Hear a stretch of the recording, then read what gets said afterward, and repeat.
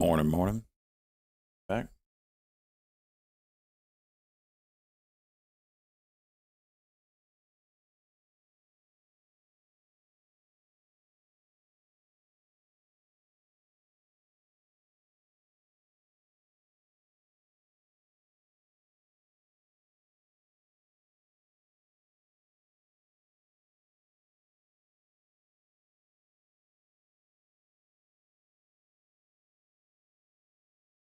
Yeah, I just haven't been freaking motivated to wake up super early. That's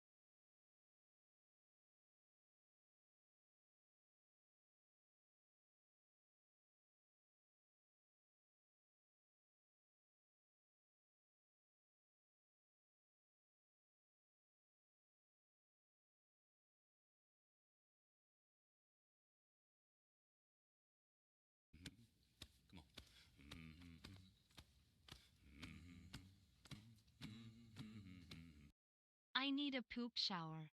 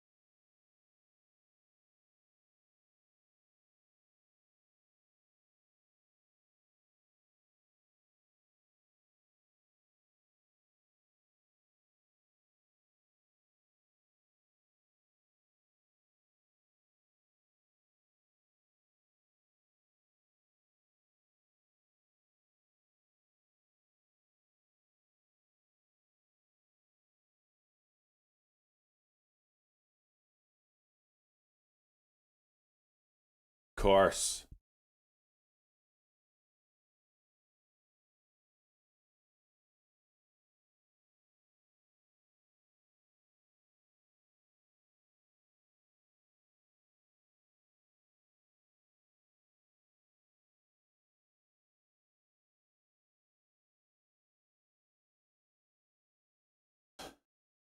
INTC.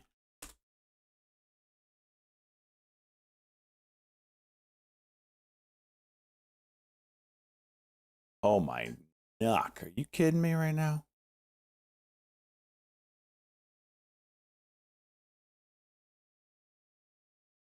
What's up, Guac? Groovy. Thank you for looking out for my well being. Chicka bow wow. Ooh, I feel like you're awful. Maybe it's just me.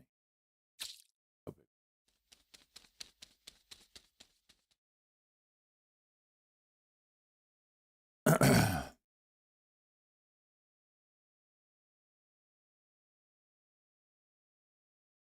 don't know. Wolf, I believe, is on watch today for the Daily Cock. Yep. Yeah.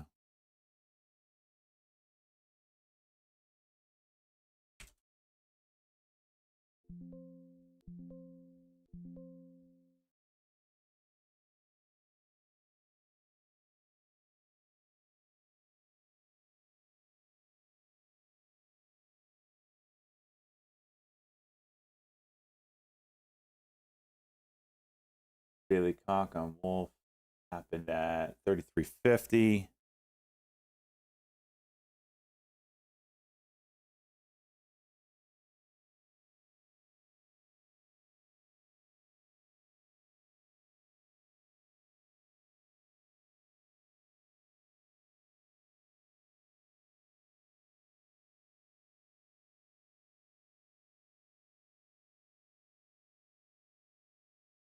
See if it can hold up.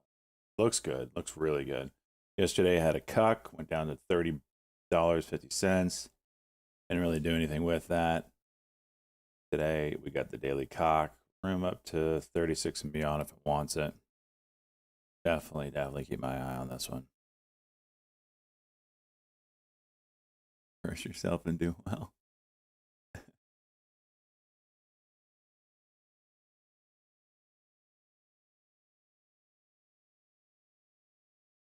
Like so far.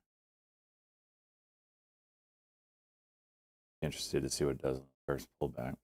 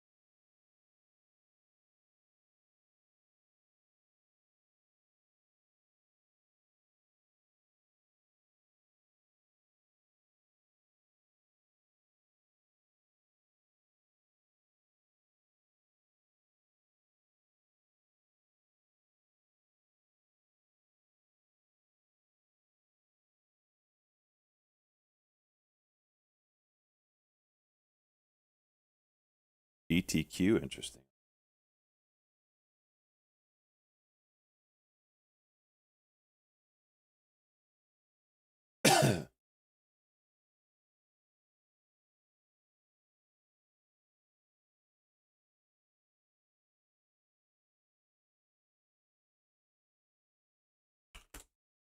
Yeah, Hims is definitely one we want to watch today. ELWS, nice move.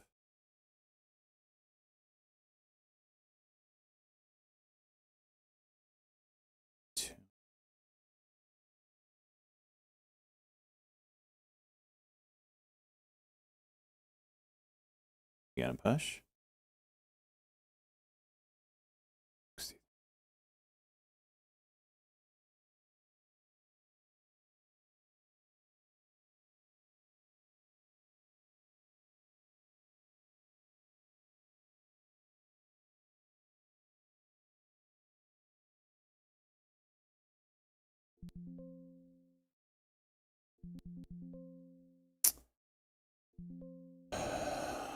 $71's the level. Okay. ELWS. Wow. Wolf giving it all back.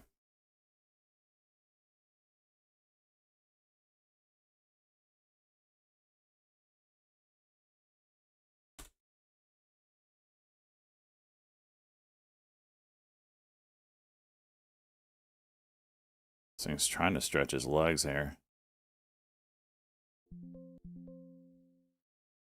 There it is. Can you go? Struggle bus.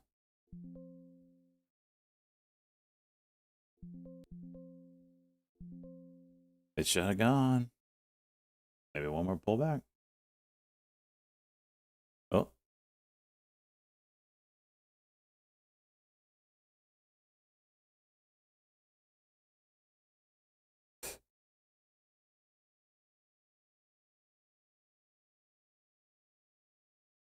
Damn, Wolf.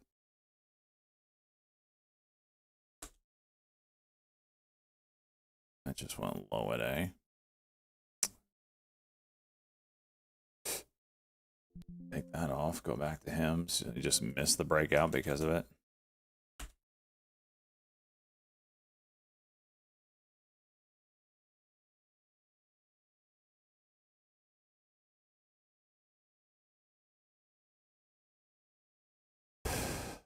$63 hold.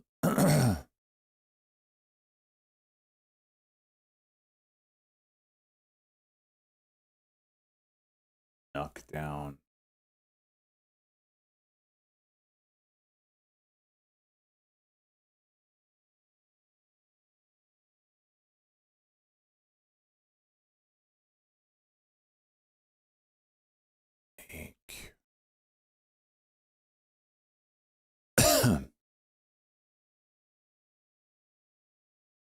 Interesting on AQMS.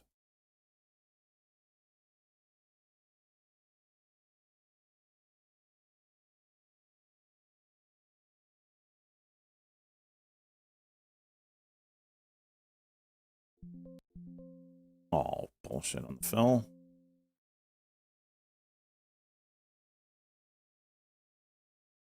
$0.40 spread. Get filled on the ask. Thanks, E-Turd. Thank you.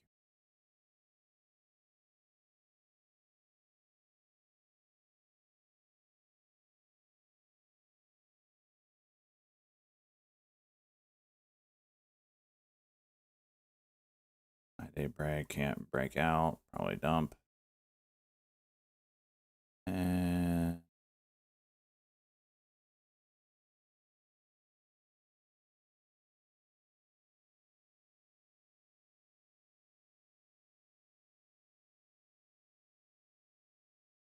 it's gotta get over 19.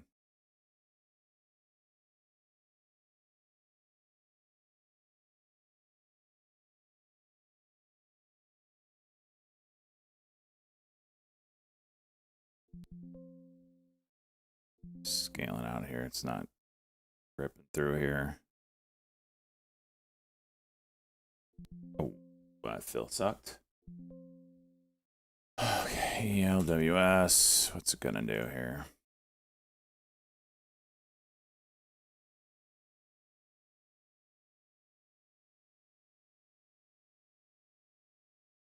Nice cons. That's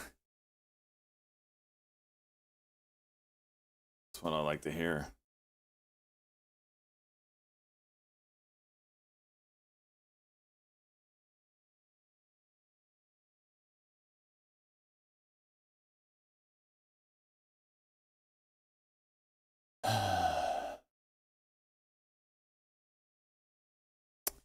IRBT's kind of grinding back up.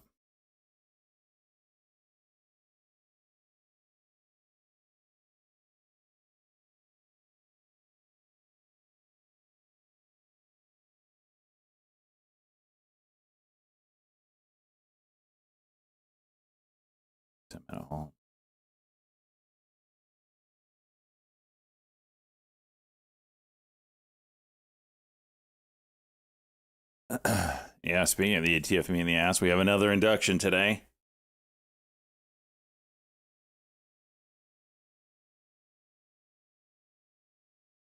That'll happen in about an hour or so. IRBT.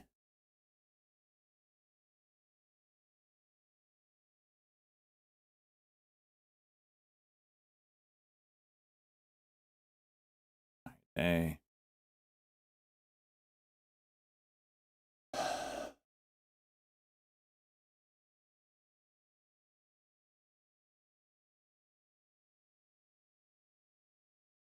So, okay, well, I'm gonna get that daily cuck today.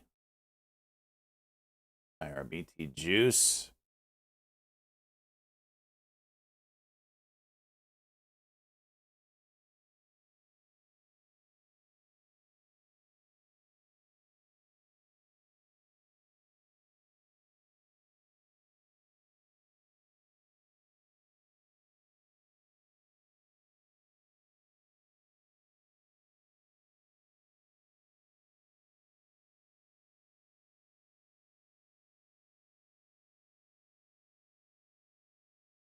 Yikes.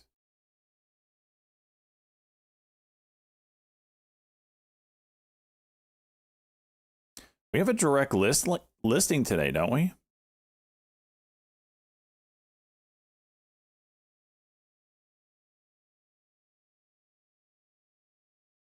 Two direct listings? Wow.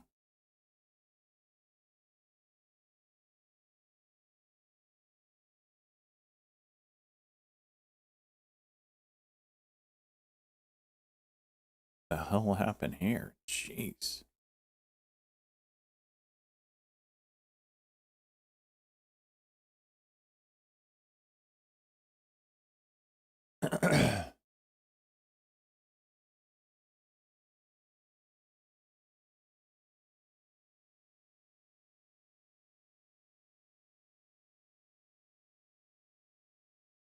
A plaque.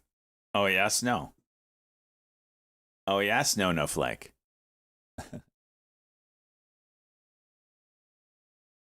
Just getting into the club ain't enough for you, Snow No Flake.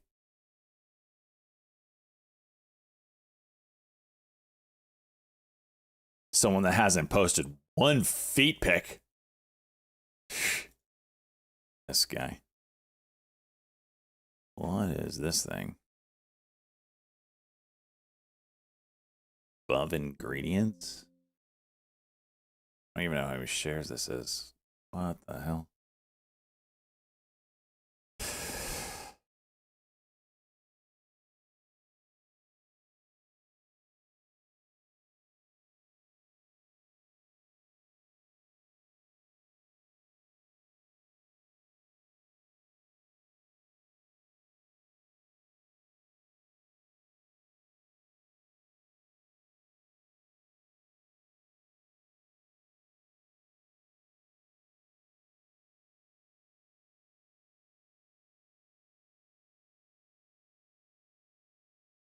X is moving up.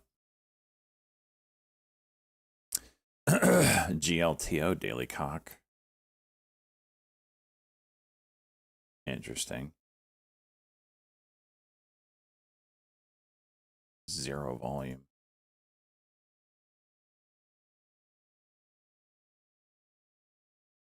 Yams hitting lows in a big way. Hands are all sweaty. Prax. What the hell?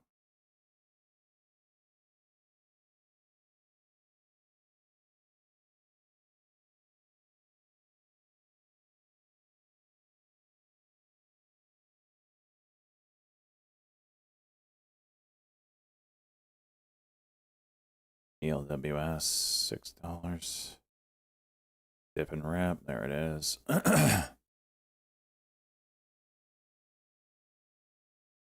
Not holding.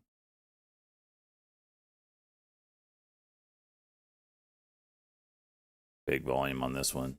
This might be the sell candle. We'll see.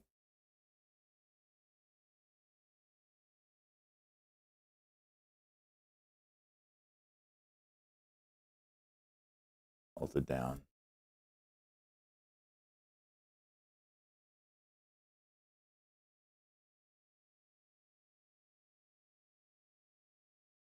Damn.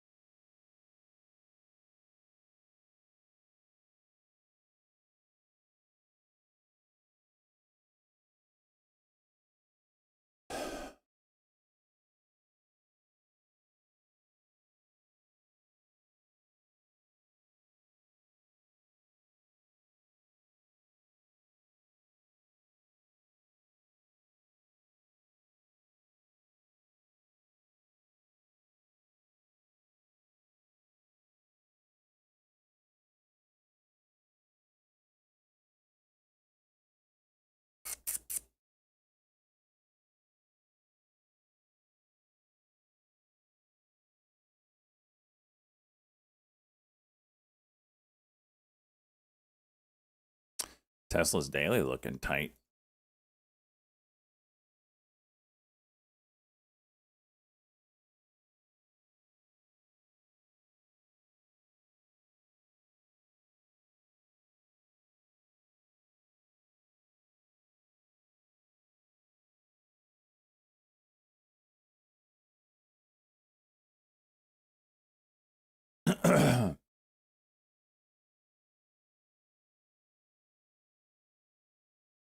SMCI 81 level.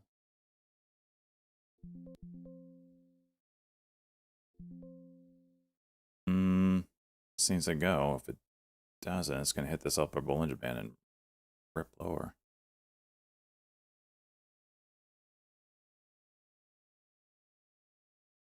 No. Trump, Putin speak Thursday before Zelensky. Okay.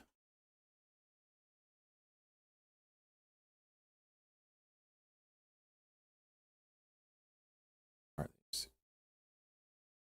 Oh, wow. ABVE.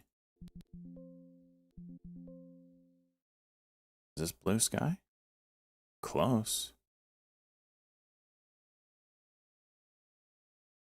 How did it crack 6? Vega, did I just dick your trade up?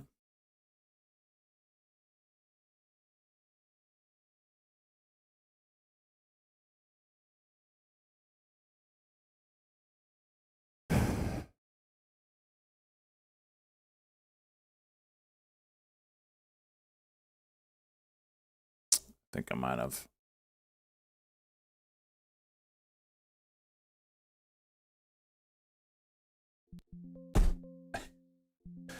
Oh, SJ's in. Violently drop it. $800 loser. Sweet. I haven't had a green trade this morning. What am I down? 2K? No, 1K. 1,400 bucks.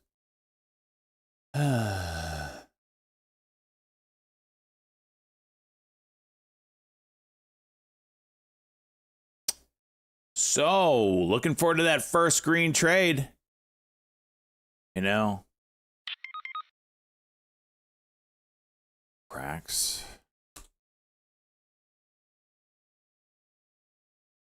Jeez, what did they do? Phase 3, essential tumor success?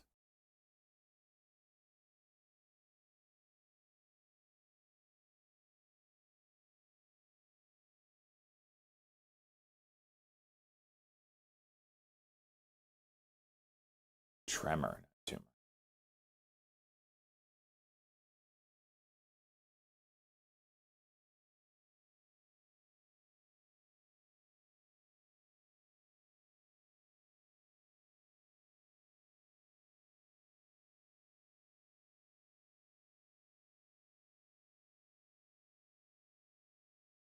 Interesting.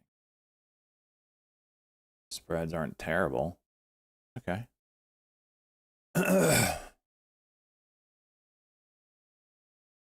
Wow.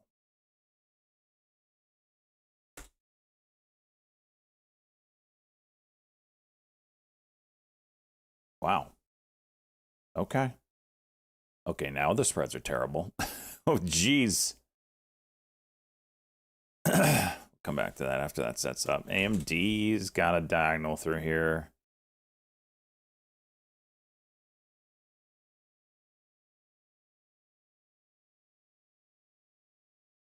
Something like this right now.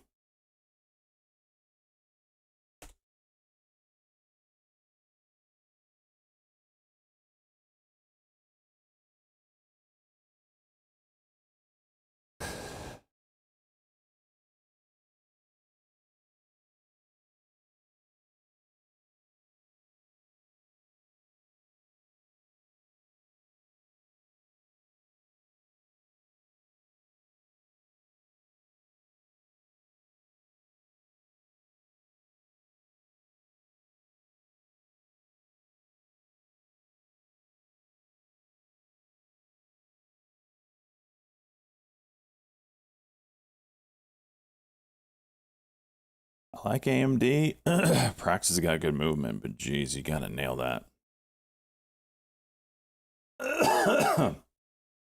AMD's poised for a breakout on the daily or continuation of the breakout. Market conditions are not helping.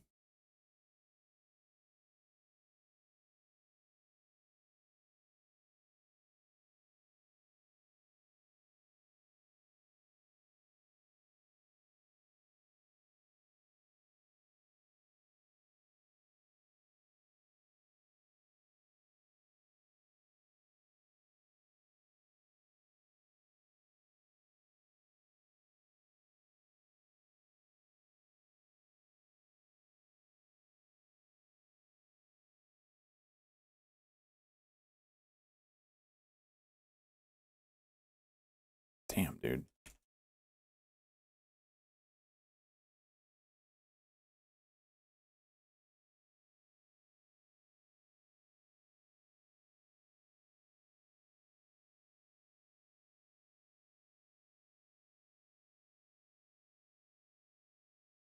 Spreads are rough.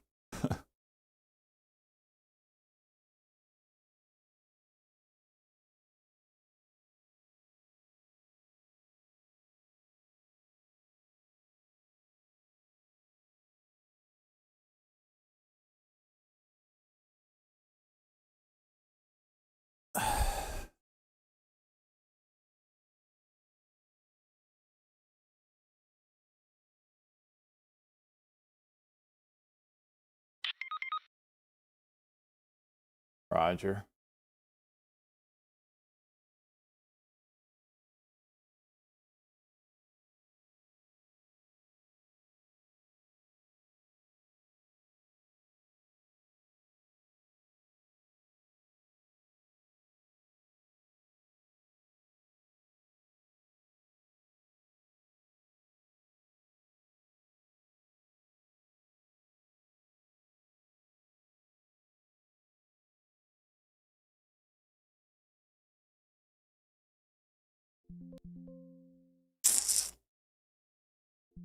Take me.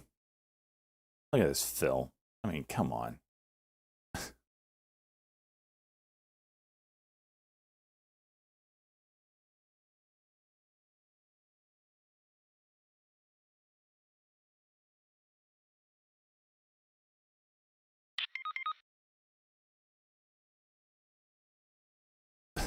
And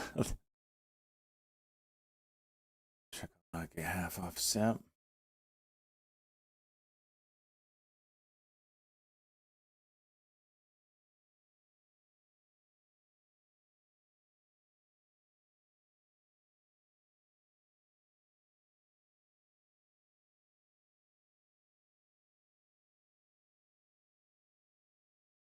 This is no bueno. Needs a push. This might be a real push. Might be a real push.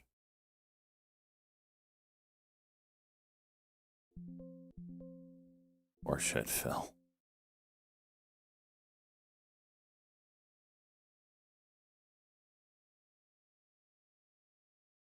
Just trying. Of course, I don't have 2,000 shares. Jeez. Taking half, so it goes higher. I want this 68.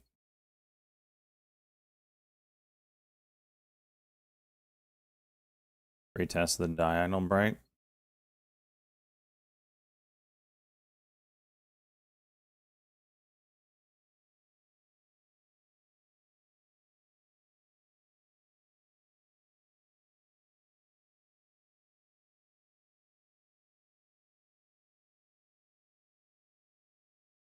The 50 cent. Get the 50 cent.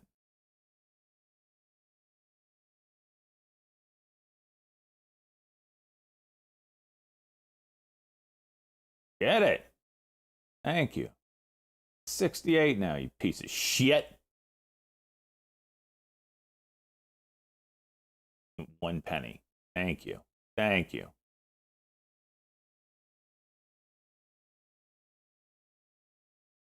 $40.51 now, you piece of shit.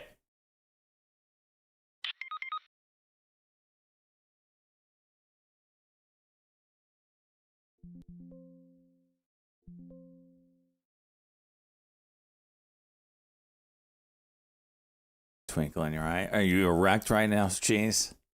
Oh, that's not. Shouldn't even ask that question. How hard are you right now? I should say. Clearly, you are erect.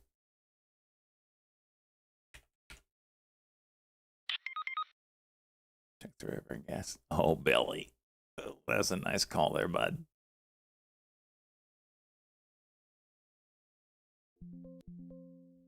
How did that lock in under 50? How did that lock in under 50? Said jump.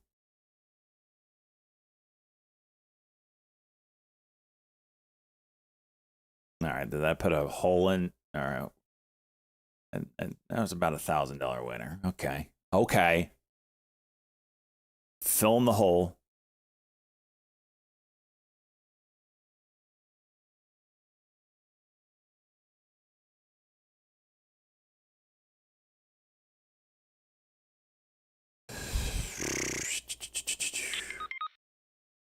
Now take size. Listen, Cheese, what you do in your spare time, don't tell me how the doorknob is big enough for me, okay?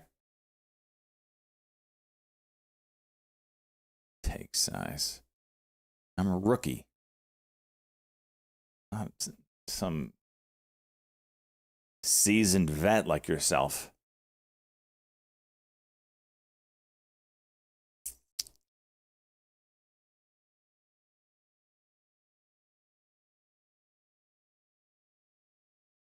An 8K?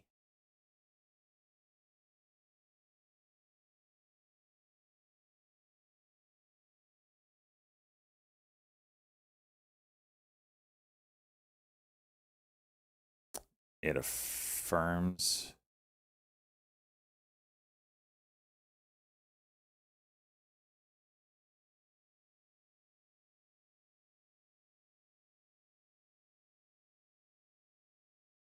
I hit the buy button, you turd. Oh, 91. Get filled at some random time. Thank you, E-turd.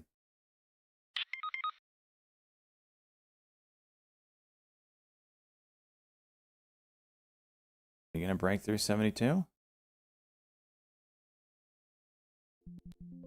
Bullshit fills. 50-cent spread, and I get filled like that.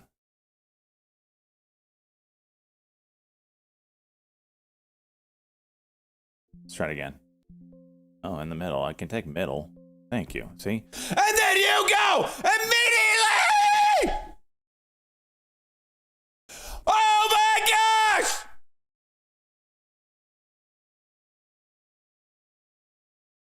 To the second! To the second! You see the shit?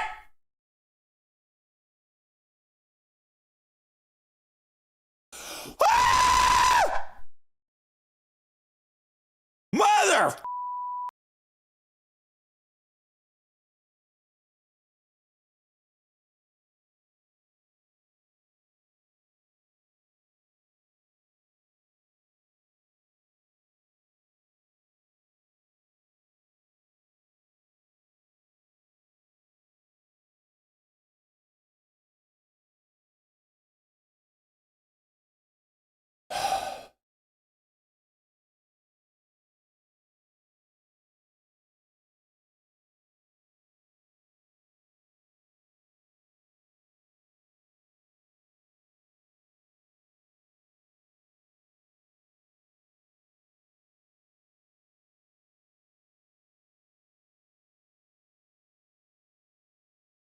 Cracks. I see that. It's about to break 200 now. There it is. Bro.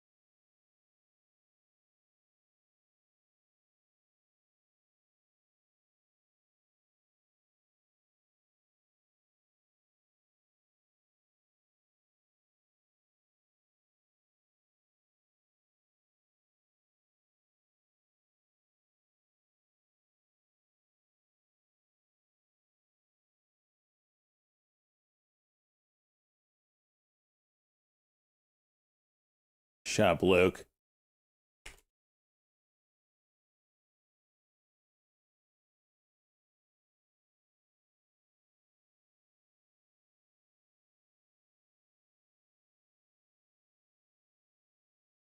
Did you see SATL had an offering, or can you just pretend it didn't happen?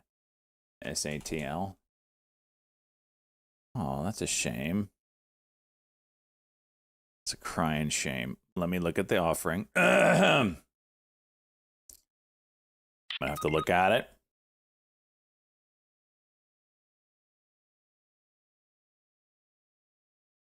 She'll understand how calm I am. What is this a clip of?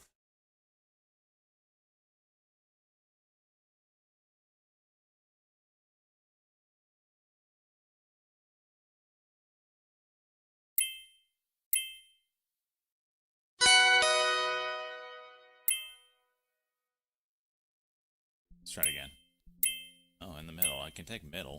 Thank you. See? And then you go immediately! Oh my gosh!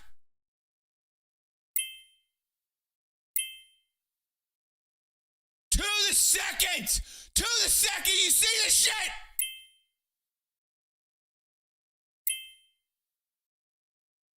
Ah!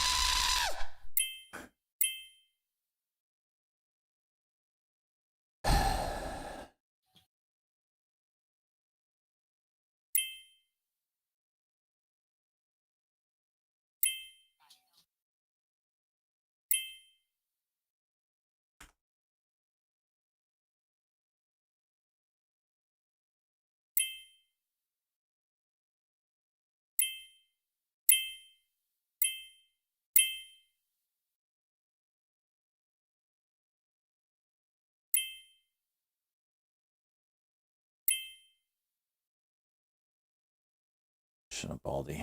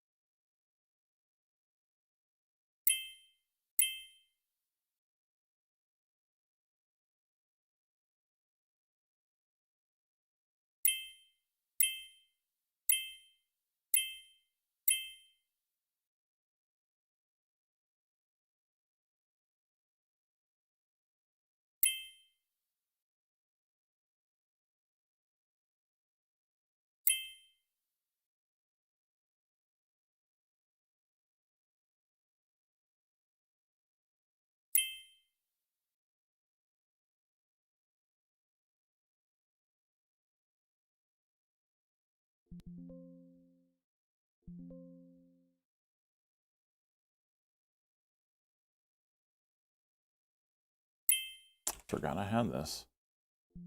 5-minute cook. I'll close it up. What are all these 52-week high tickers? Silver? Oh boy.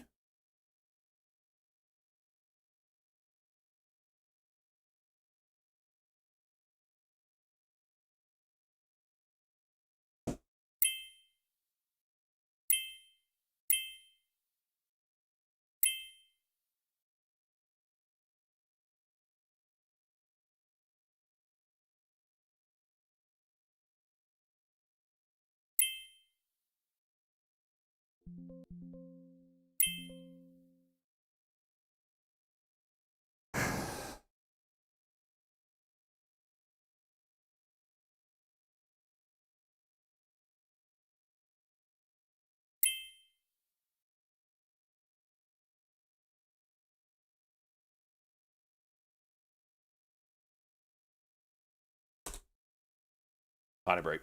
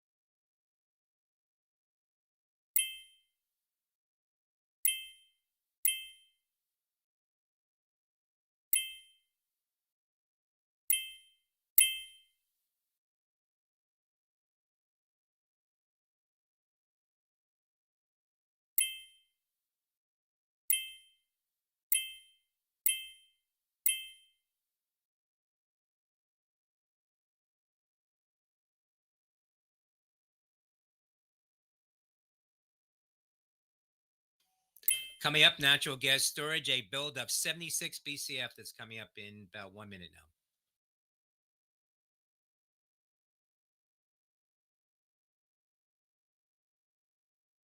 now. And that marijuana news is circulating from the Free Press. It says the president is open to loosening federal cannabis rules. Come from White House official. The president has been educated on the issue and has started coming along. That being circulated, watching marijuana-related issues on that.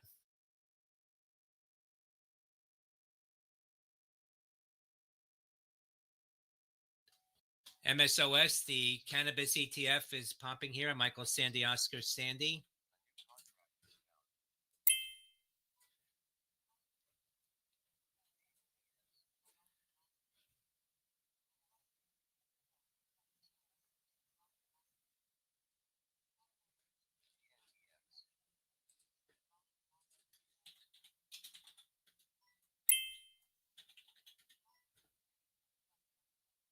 That cannabis ETF is seeing increased activity, new highs. And that note from Free Press.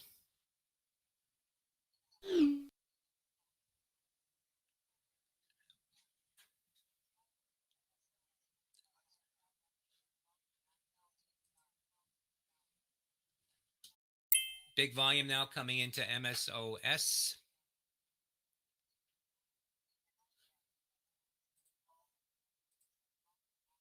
$80 BCF build for natural gas storage. That's larger than the 76 expected for natural gas.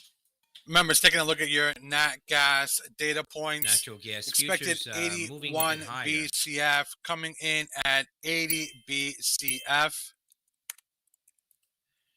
Traders circulating a report from the Free Press MAGA and marijuana might become best buds. That article being circulated now.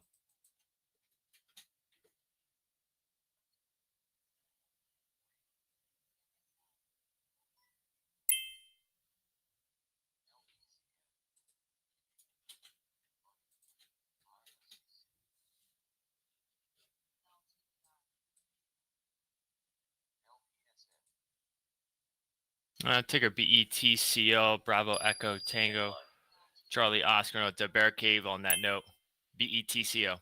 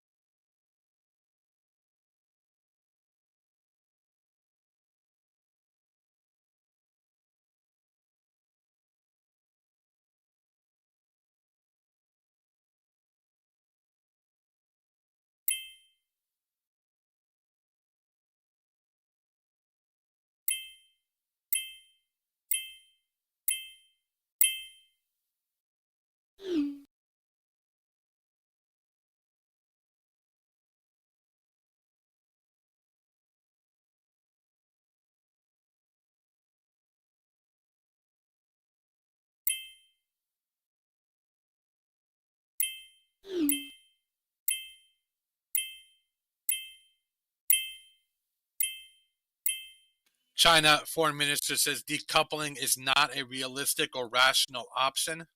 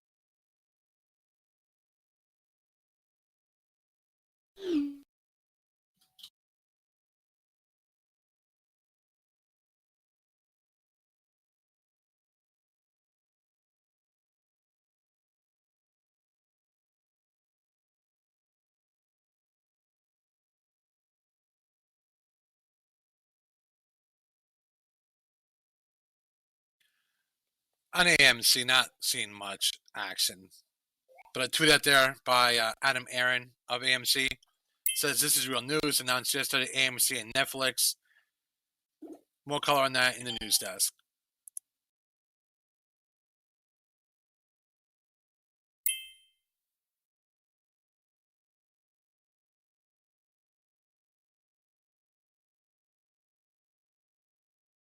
Members watching continued strength in the semis with the SMH breaking to day highs. NASDAQ as well at highs. All three indices at or by day highs. No specific headline for this move. No ticker AMC, Alpha Michael Charlie, and Netflix. Now, the CEO of AMC is tweeting Netflix and AMC. Members watching that by AMC, beneficial seeing that volume opportunities coming that into the could name arise now. from a collaboration. AMC trading Discussions at are day underway highs. as to what that may entail. Ticker AMC is seeing a spike in activity.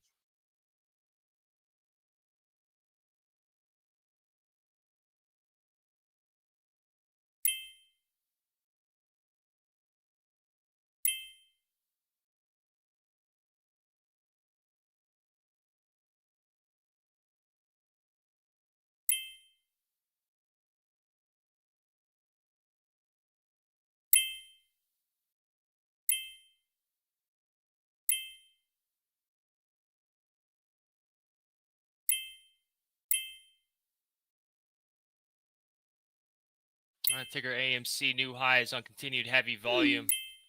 Alpha Michael Charlie.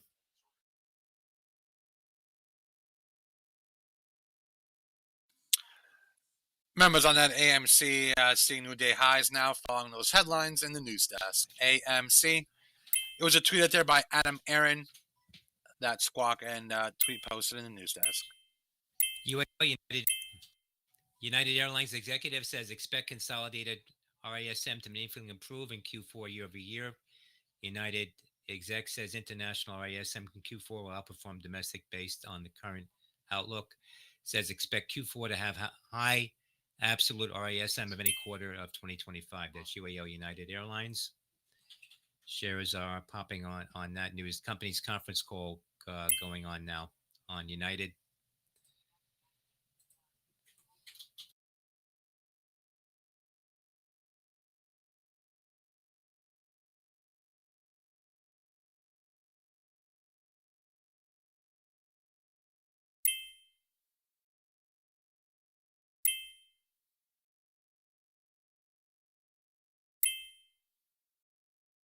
Members watching UAL trading at day highs. Keep in mind they are currently on their conference call.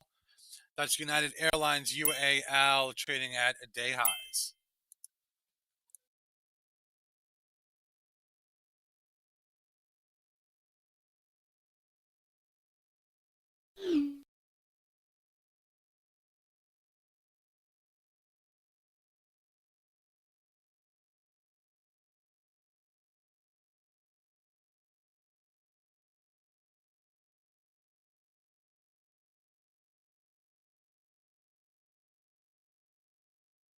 On the UAL commentary on that conference call, CEO is discussing their plan to reach double-digit margins.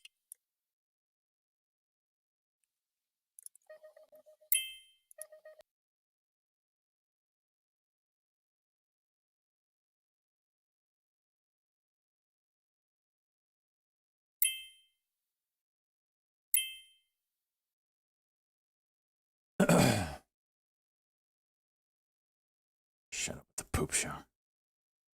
I'll poop shower you.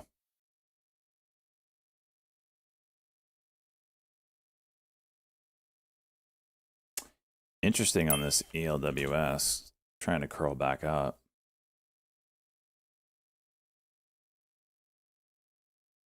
What's this looking? Come on, Fig. I missed news?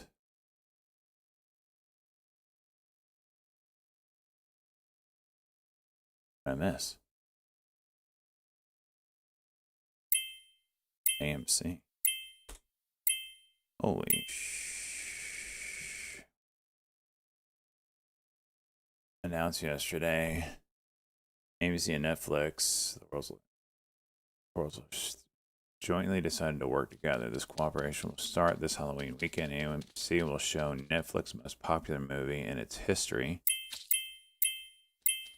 Thank you for that. Appreciate it, Big Pokey. On K-pop NIX, Demon some Hunters social media talk regarding their data center. plan On approximately 400 screens across its NIX, theaters in the little US and volume Europe. on the name. Okay. Interesting.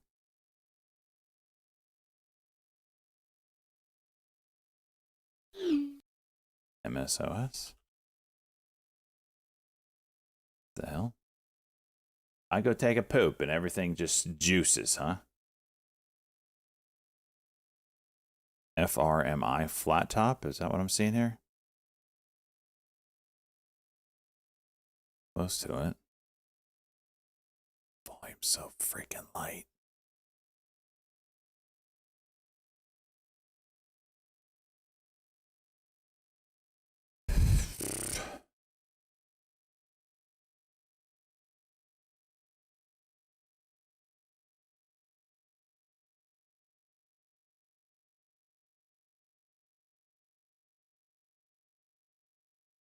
FRMI flat top breakout.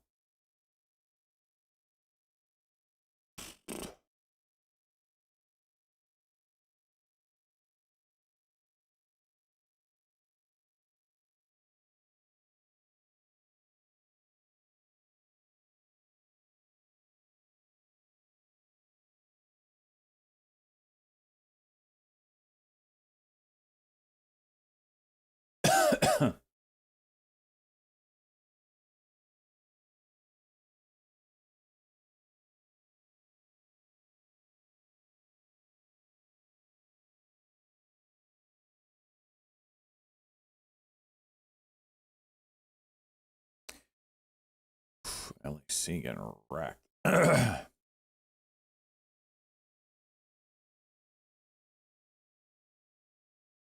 only thing I'm looking at right now is this kind of AMD. Bit of a diagonal here. Yesterday's close. Some, I don't know.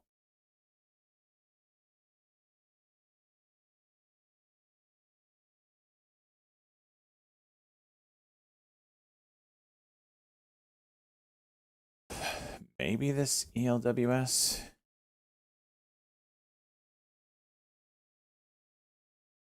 Got this 58 level here.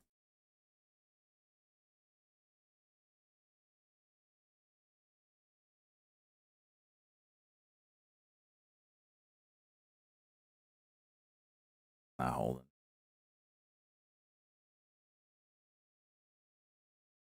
I put a mortgage on him.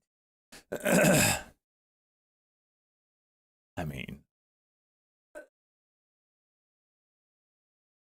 are there any other options?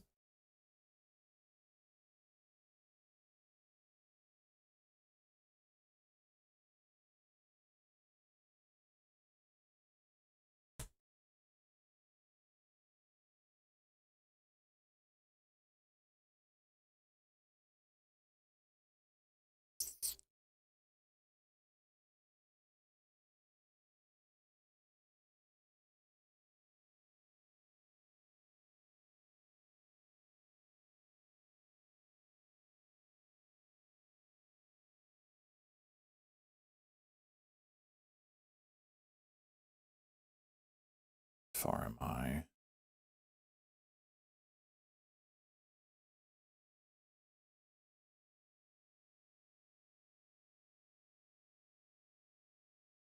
Figma balls, damn. About to go cockety cuck. All right, I'm done with that. I'm done with Fig. Jeez. That's not at all what I was looking for.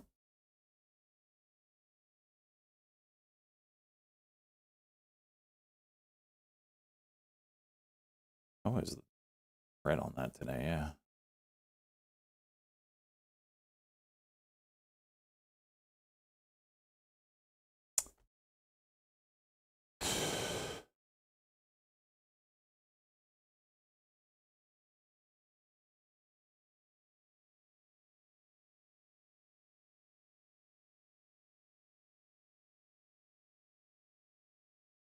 My Beetlejuice impression. It's been forever. I never really liked that movie. It freaked me out as a kid. Not the best time to yellow. What's Trump doing today? I think today. Yeah, today he meets with Zelensky.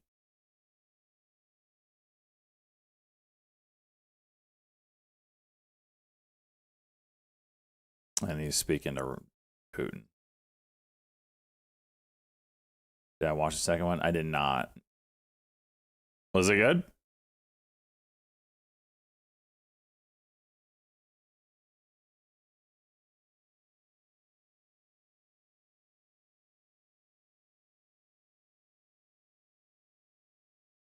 SMCI 5-minute, looking really good. RGTI. About to get that daily cuck.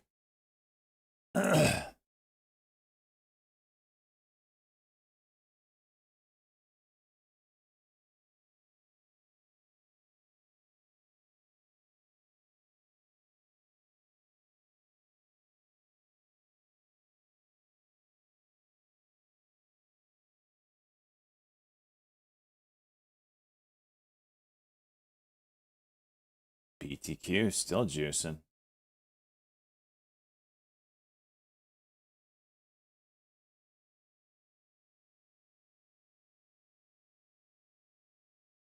What's this? 50-50.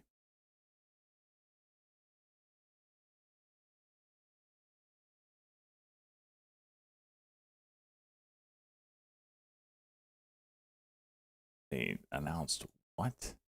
Demonstrates quantum safe Bitcoin using it.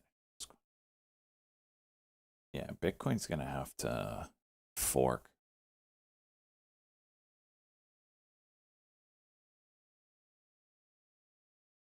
You sell the ETH.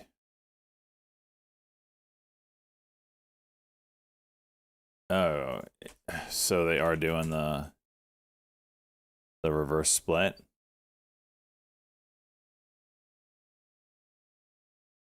You trying to take out speed of the moon, huh? I like it. I like the tactics.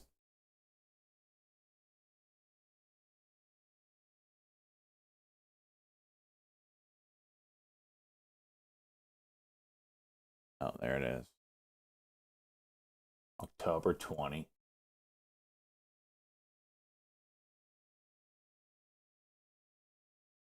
How much is it?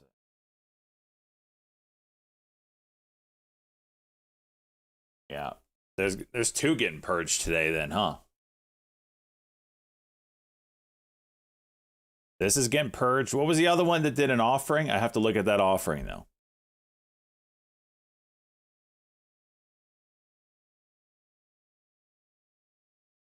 So on YouTube where they're saying the government should going to start affecting the stock market because people have to sell some assets to cover costs.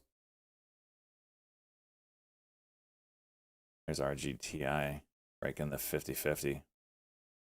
Oh wow, $50 broke first time.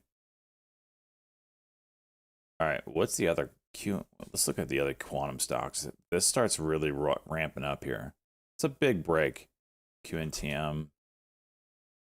What's some other? No, that's not what I want. What's some quantum plays? QUBT. Something that's really extended. Oh yeah, this one here. Daily cuck is 22 on this one.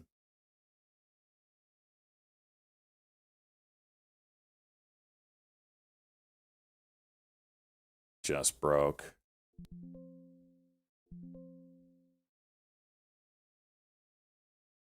Yep. Great. That was a shit fill. It was shit too. But great on that. RGTI's leader of the pack. We're going to put that one up. Keep track of that one. RGTI. Little bounce here, not much.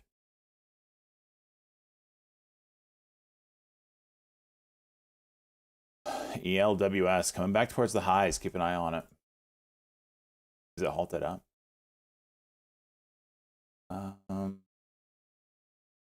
This one off. QBTS. IO and Q. Yeah, that's another one that's probably juiced out of its mind. That one's already kind of pulling back.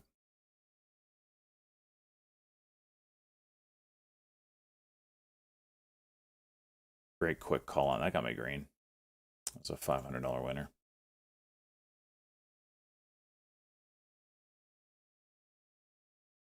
Nice work, Annie.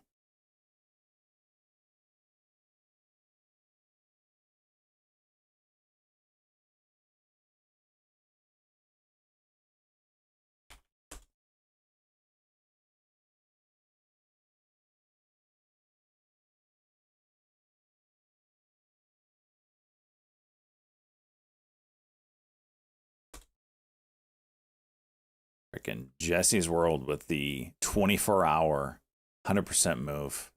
Absolute baller.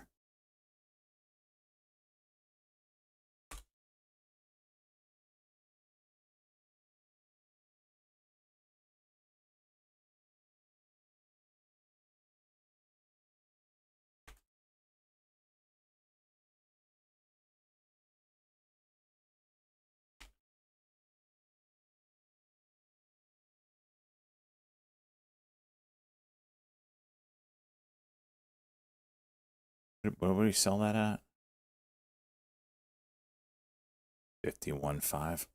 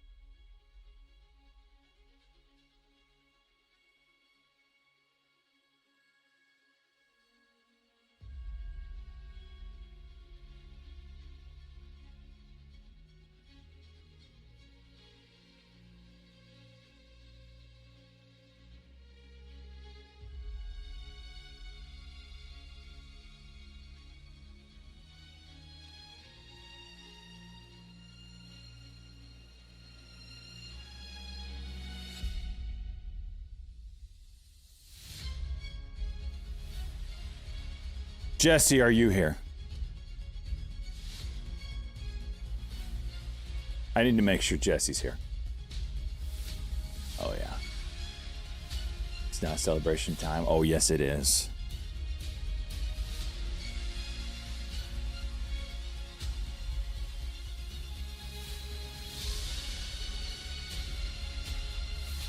It's too late now. I'm already turned on by looking at myself.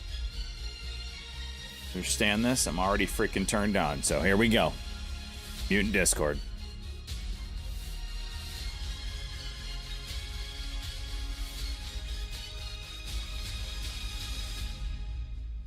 Jesse's World, the 24-hour queen of trash. You see, some take trades that take weeks to form, some months, but for Jesse's World, it took 24 hours to turn garbage into gold.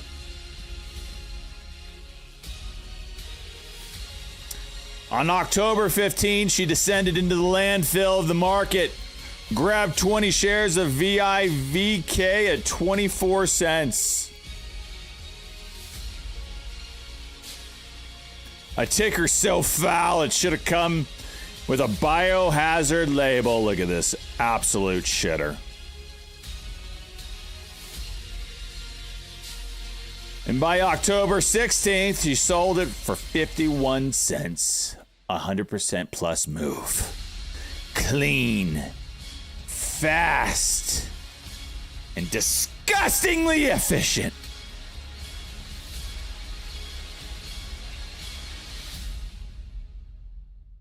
Oh, you didn't shadow pizza. I was wondering why you didn't. You sat there looking at that buy button and you said, you know what? I'm going to choose doorknobs. I can't help it. You chose pleasure over profits, and therefore this celebration is Jesse Worlds alone. For this wasn't just a trade, it was alchemy. Turning the worst kind of ticker sludge into pure profit. So pure it should be framed.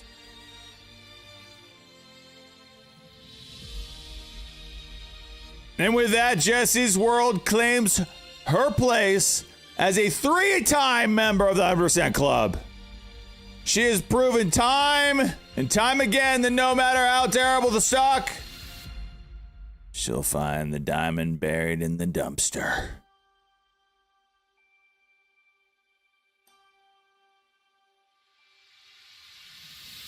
A 24-hour hold, a 100% win, and a trade so impressive it almost makes you forget what ticker it was.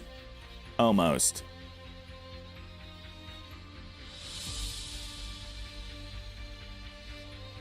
Where's my lightsaber?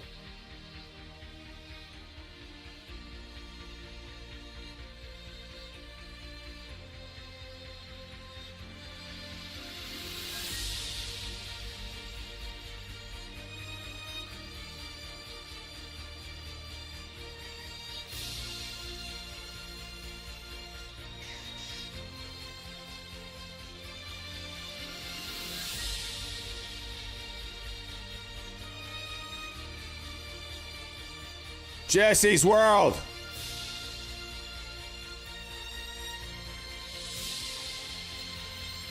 Rise. The 3-time queen of the trash. And finding the diamonds in the dumps.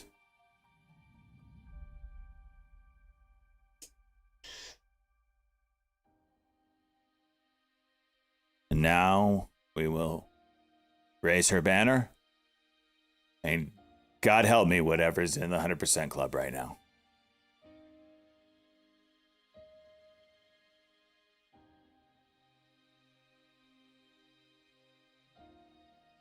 Of course, Jesse's World's not even on Discord right now. I mean, it's making my life difficult.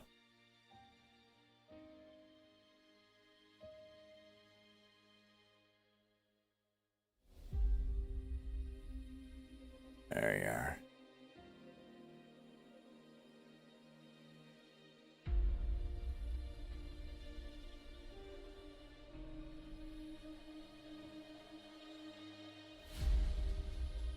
There you are.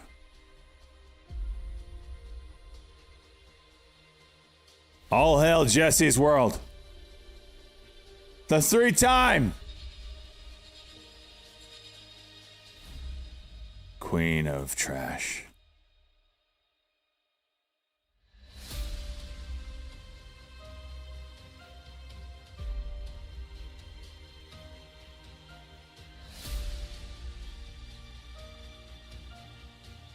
I'm scared about what I'm about to witness in this fervor of emotion and celebration. The hell is it? Okay.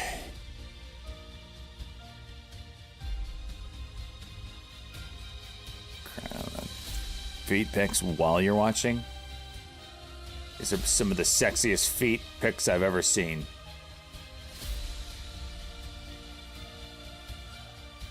You literally put a Shutterstock picture in here.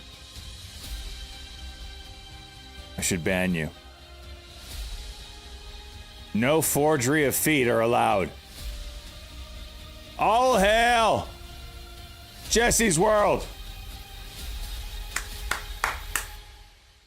May the glory of your aura never leave these halls.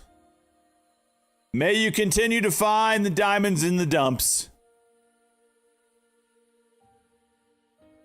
May you never run out of profits. All hail Jesse's World.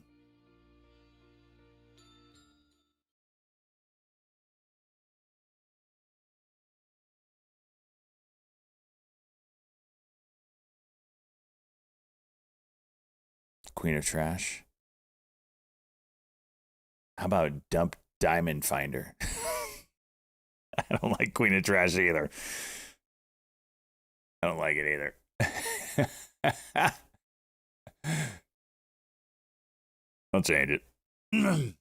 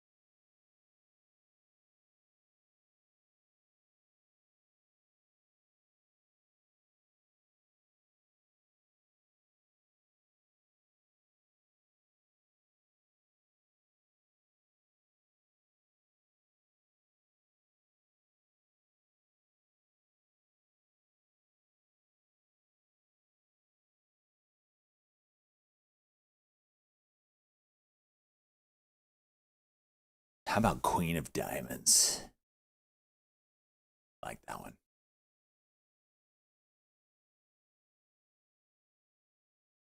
There we go. Queen of Diamonds. That's better.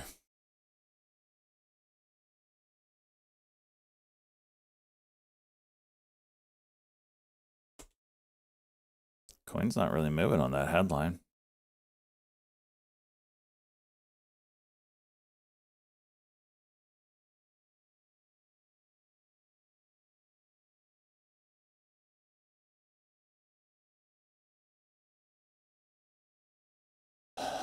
Him's getting really tight here. Wow, ELWS went high a day.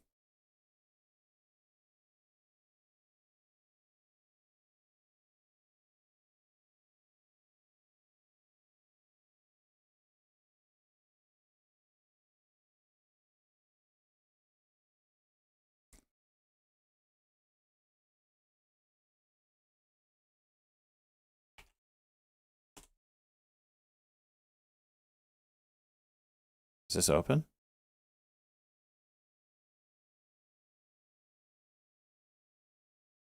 Is this one of the direct listings?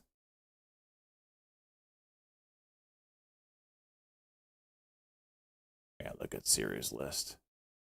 Yep.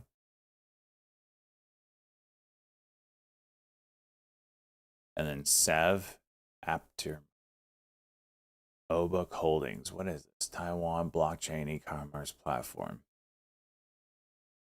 All right, this is open. We'll have to watch this one. I mean, it opened and didn't even move. It literally just halted immediately. So there's that.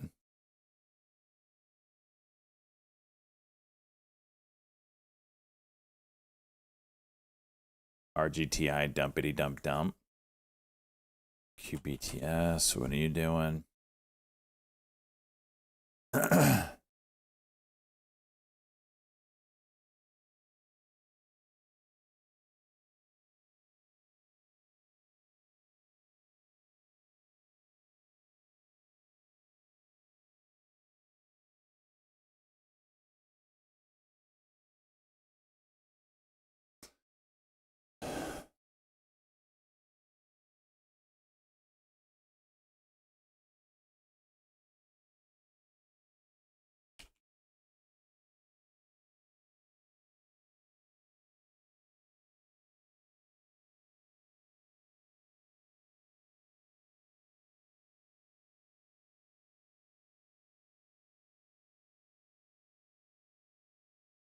Shut up, Jug Shot. Jug Shot, did I just realize what your name actually means? Like, are we talking about, you know, is that what we're talking about here, Jug Shot?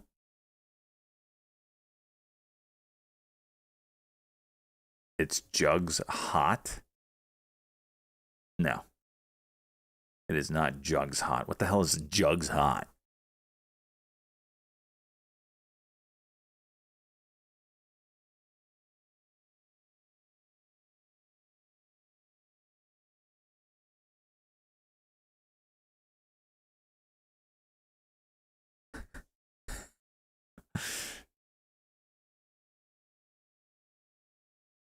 Oh, jeez.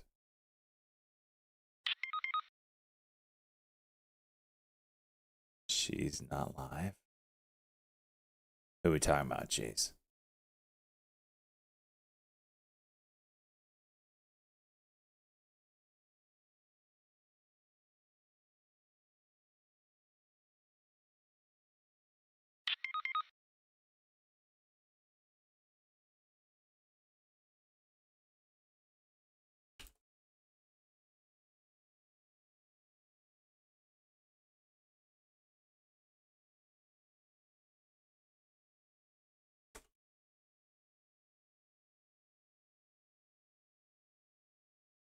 Jugs. Oh my gosh. Now, this is why we only attract a certain girl. That, I mean, they have to be able to put up with this shit. It's always like 300 dudes and like 5 chicks. It's usually like 1 chick, but you know, I say that and there's always like 4 in the background that I don't know about.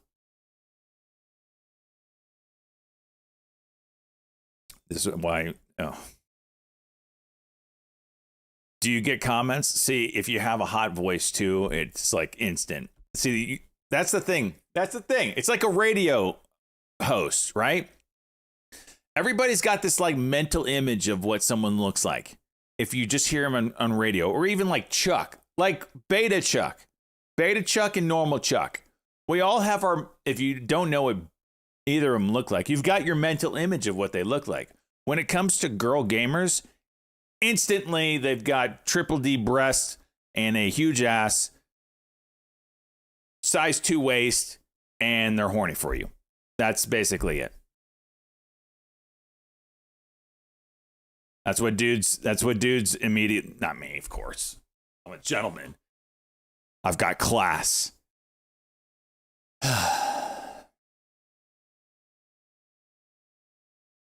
But that's what gamer dudes think.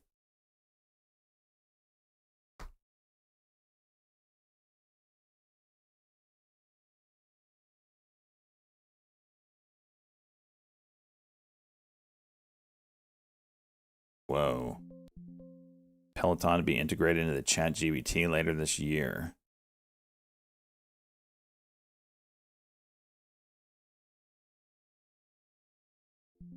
Can I get a bigger bump?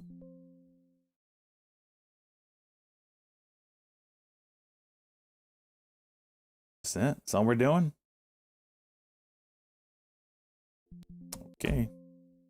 I'll take it. May or may not have had a page of Night Flirt back in the day, but I'm good now. What is that? Night flirt. All right, I'm looking that up.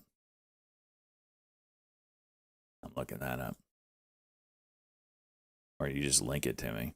Make it easier. Night. How do you spell it? Night flirt. Night flirt phone sex? Jesus. Can I even say that on stream? At night flirt, you can have phone recs with real men and women who are waiting to fulfill your erotic fantasies and fetishes.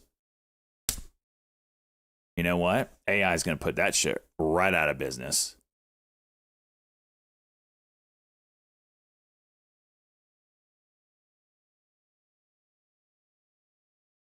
I just clicked on it. Whoa!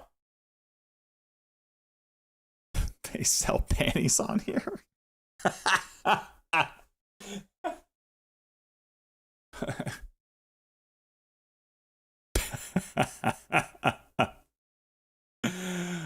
Oh my gosh. Jazzy's World, did you make fat stacks?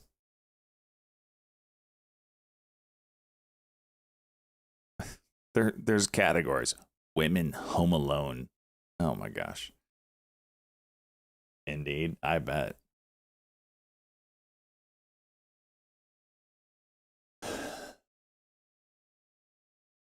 Open. Yeah, I just announced agreement with Night Flirt. Oh my gosh, that's funny.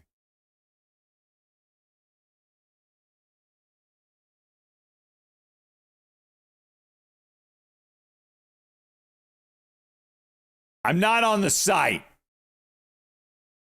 anymore. All right, speaking of hot, this is sizzling. There's a link to the Google Doc for it's just exclamation point ETF. You'll get you the link. I haven't updated it in 2 days. Back to work, people. Someone find us a trade. Well, now that we're all turned on. Owls, is this thing going to open here? What in the world? Let it cook. I'm letting it cook. What are we talking about?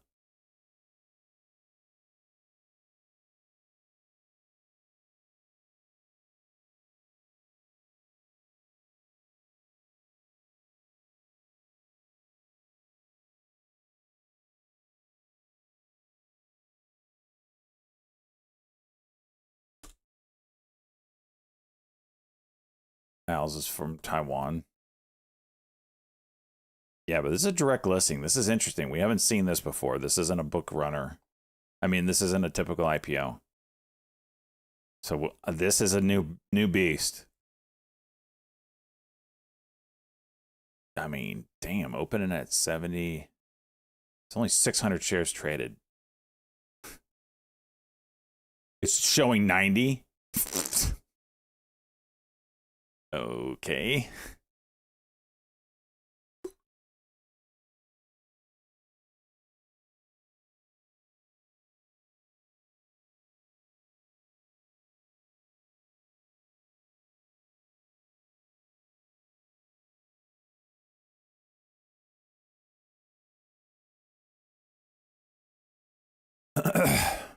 Well, this bodes well for Serve whenever this opens, even though they're completely different things. Only thing they have in common is a direct listing. But we don't know when that'll open. When did this open? Some random ass time? 11:10. Okay. Only shares traded were Titan. Don't tell me he got in. Did he really? No, he didn't.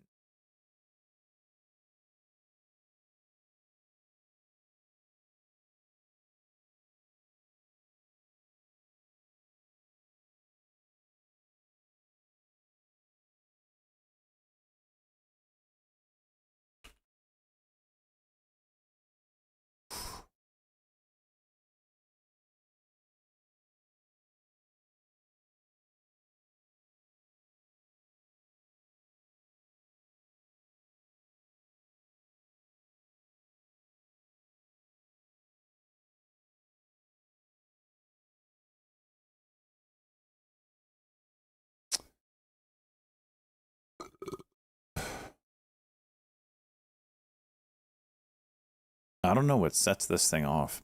Is it a low day break that breaks it? Kind of does look like a left head, kind of right.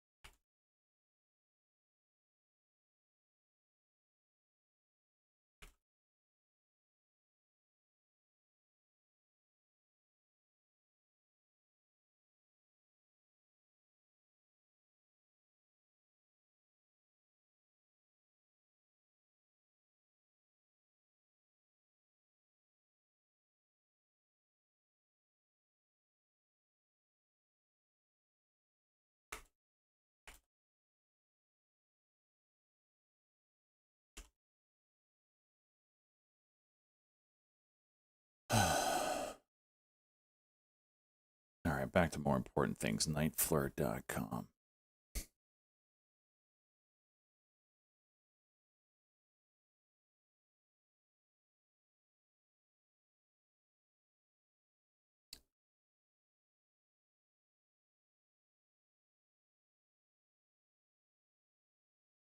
Flashing 96. Something's flashing me right now. At nightflirt.com.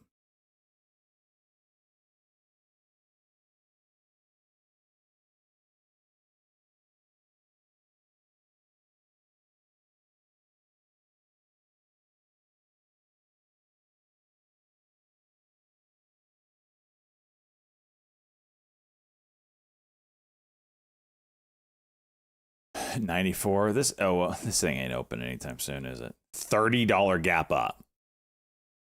What are we doing here? LWS. High day. Didn't see that coming.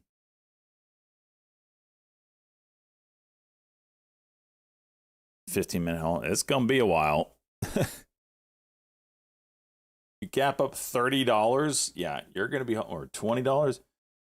What is it? Halted at 68. Ugh. All right, Hims breaking low a day here. Let's see what it does.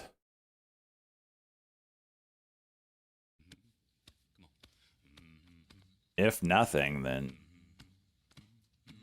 Peepo, let's go 7 months. Stock J stonks only goop. Only goop? What? It sounds like a website I've been to.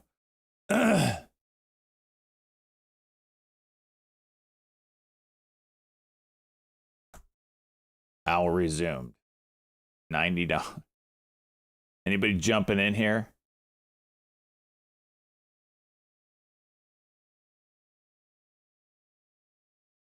Freaking $15 spread. What are we doing?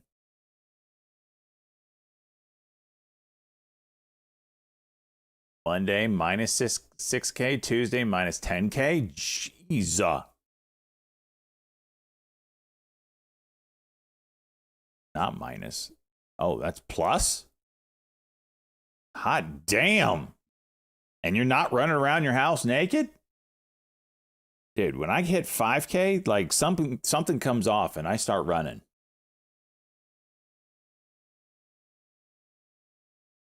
Won't let you short it.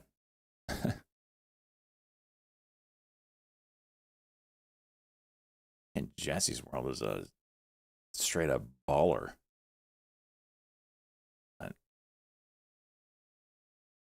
Freaking night flirt money.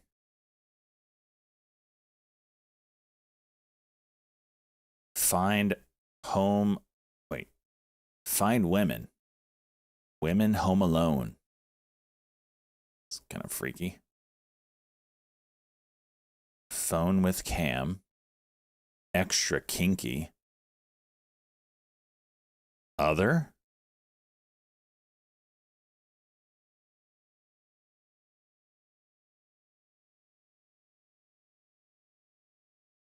Oh, clicked. Out of here.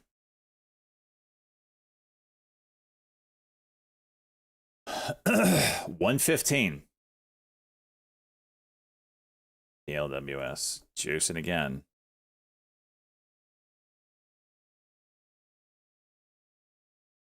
It's quoting 100. I mean, it's impossible. But let's just hold that up.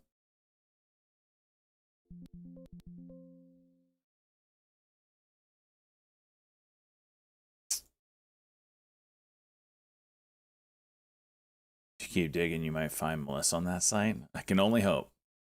Can only hope.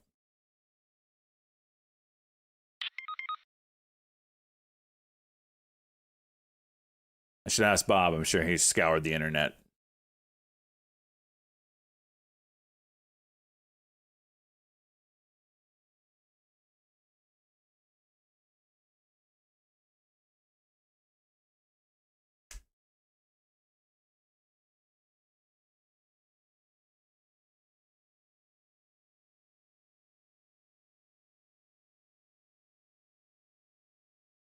Of course I'm still on. I'm trying to find Jesse's World's profile.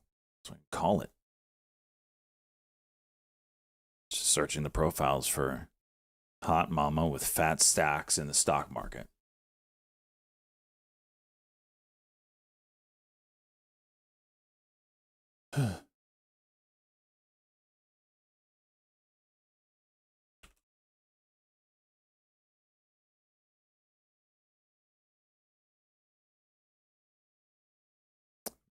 On a moment with a headline.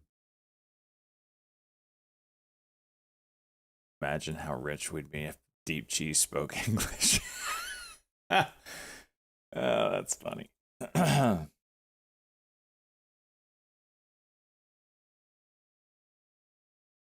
Someone's getting this. Listen, my chat knows that they should not be watching me without a headset. I can't help them if they just refuse to.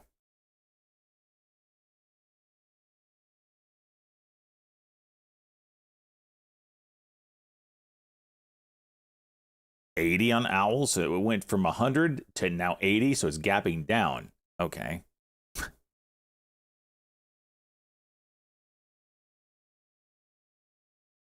SMCI, don't let me down. Still like it. I'm holding. 75.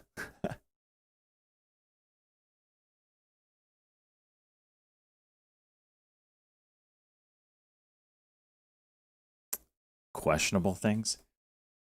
I mean, that's like a daily occurrence here, brother.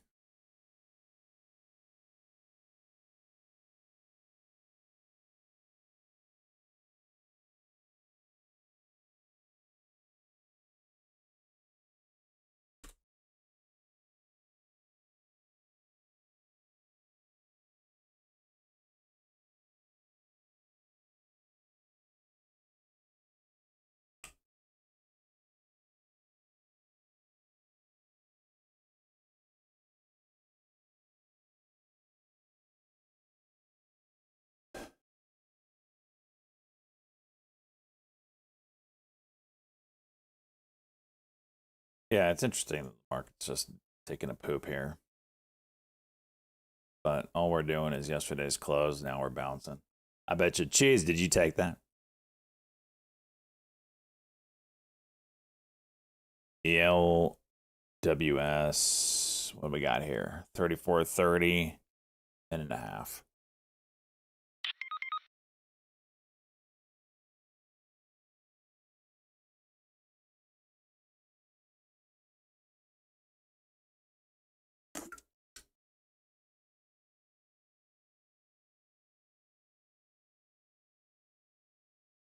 All you men suck. Most of my clients were married. Well, maybe if the wife was sucking more, they wouldn't have to call you. Ever think of it that way?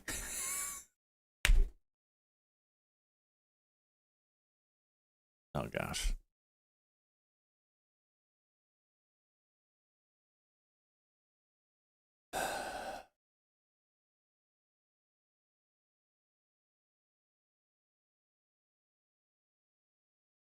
What platform? This is Kim. Kim. Are you? Don't answer this question. But if you're a girl, you're like our second one today. This is a record for the year of 2025. This is E-Trade Pro. Don't recommend it. It's actually going to be closed in the near future. I'm a guy. Well, you've got a girl name, so good job.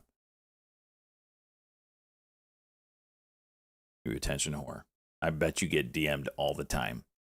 And you pretend you hate it, but you really love it.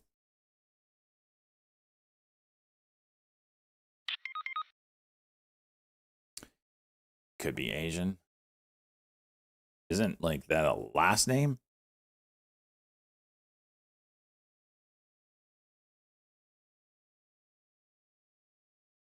I guess it could be the first thing. All right, we got 40 seconds here. You widen the search for your new platform. I haven't really, no. For me, it's, what's up with,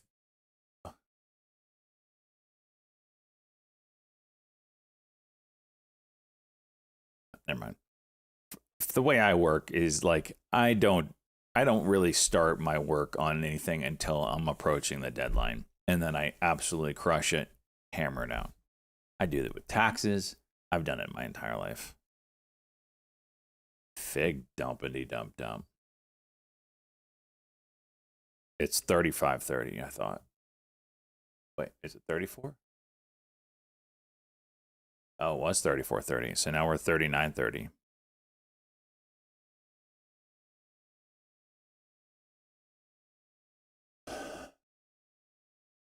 Boom. See, Cheese was on that, on the close. Cheese, I will give you credit. I have never paid attention to the close of stocks before. Until you brought it up in my life. All right, I'm selling Speed. I'm sorry, my man, but well, we have to do the purge today. There's a couple that are getting purged. It's Speeds, and what was the other one that's doing an offering? I got to look at it.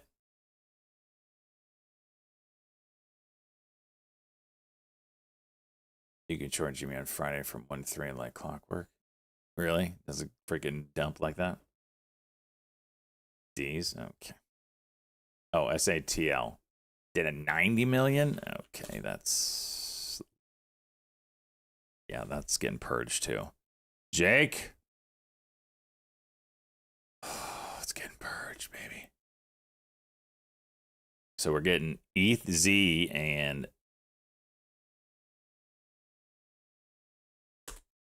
SATL. They're getting purged, baby. Purged! Jake says purge it.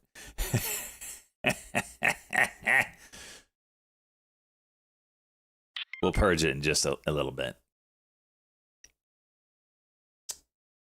We will the sacrifice will commence in just a little while. Oh, you would?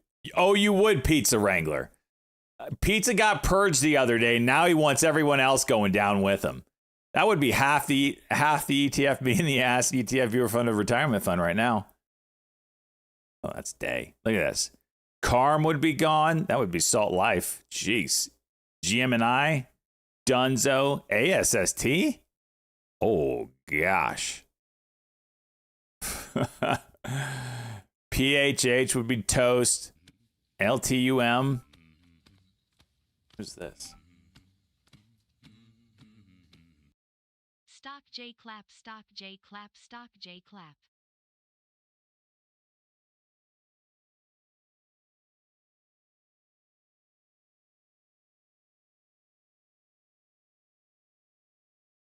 All right. What else? XTRAF. I can't do that because some of these pennies move wildly. Oof.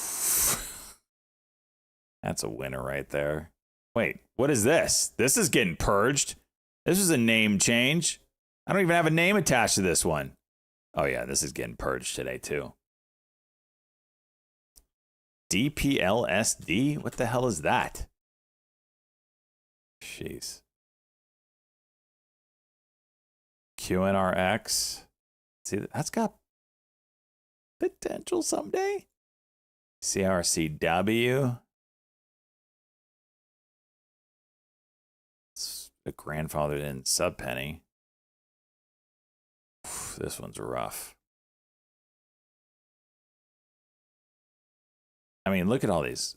50%. Jeez. I can't do 50. Pizza Wrangler, half your buys. Look at them all. Look at them all down here. Pizza, pizza, pizza.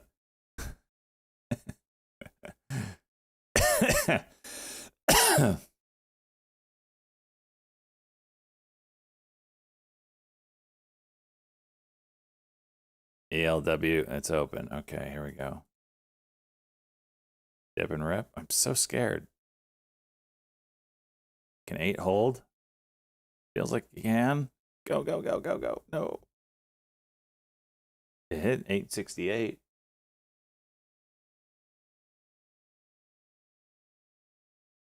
Owls halted. Yeah, this is wild.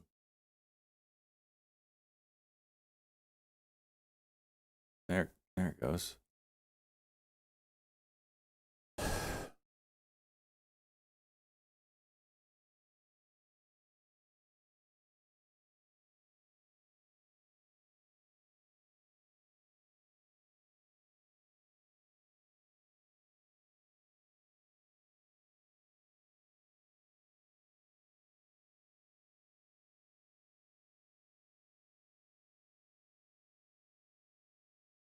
Yikes. It didn't halt yet. Can you go along IRBT to make it die? All right, pizza. Just for you. I'm in.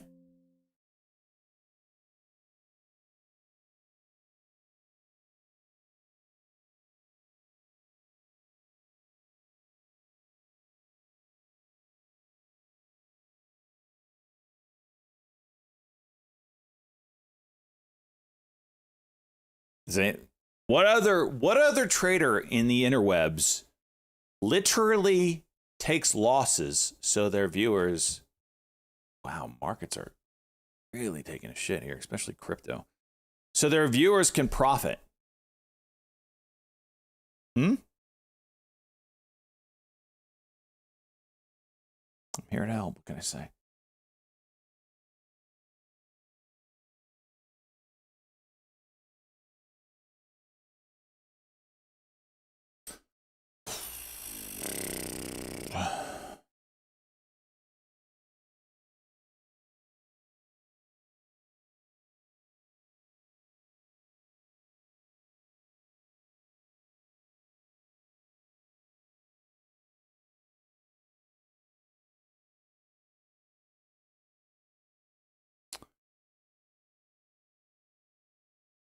And now I'll sell for a loss.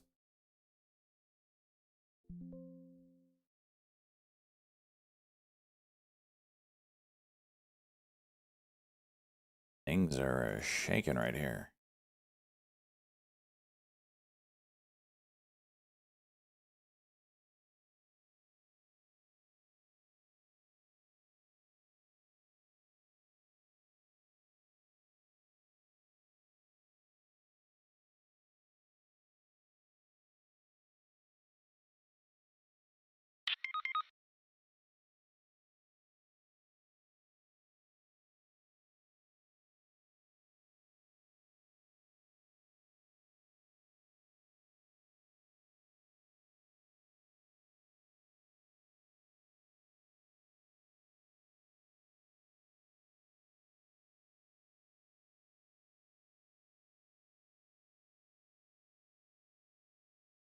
Silver at 3. What?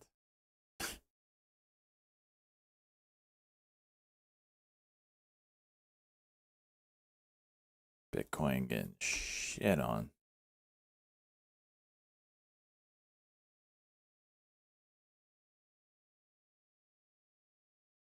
Okay, Lolo at some big levels here.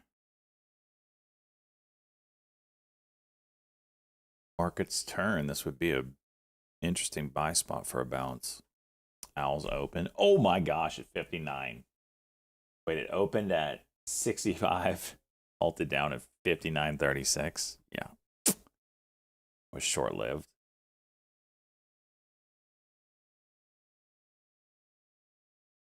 Oh, Matic. Yeah, I forgot that. It's gone now. Bitcoin 109. Broke big levels here. The weekly. We're not at weekly cuck yet, but the problem here, and I really do kind of looking at this, feel like it could be a broad. You could draw this as a broadening wedge, maybe. Maybe. We'll see how that. There's only 2 points to play off of.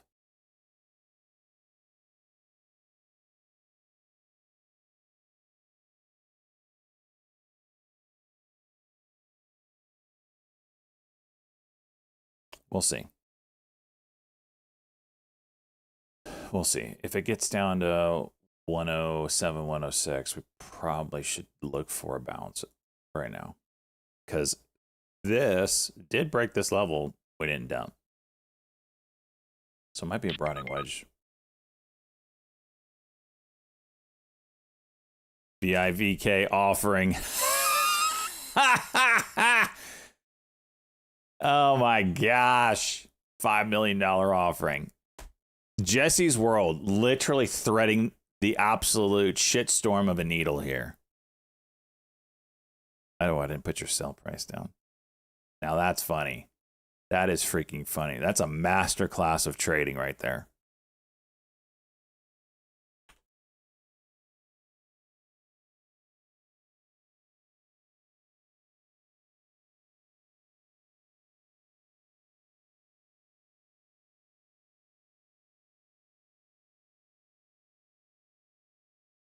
Hims pushing 60.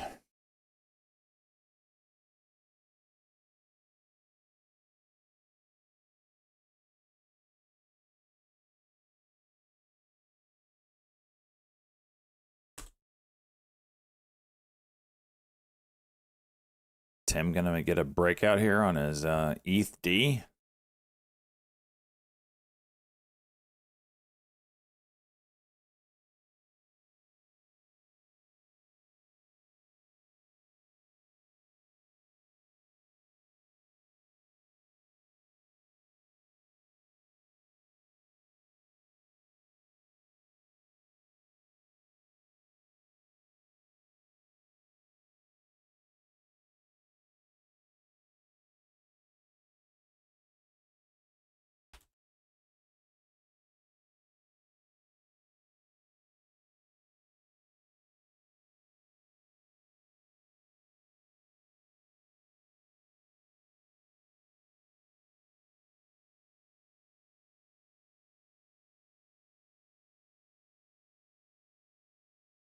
Markets are poopity pooping.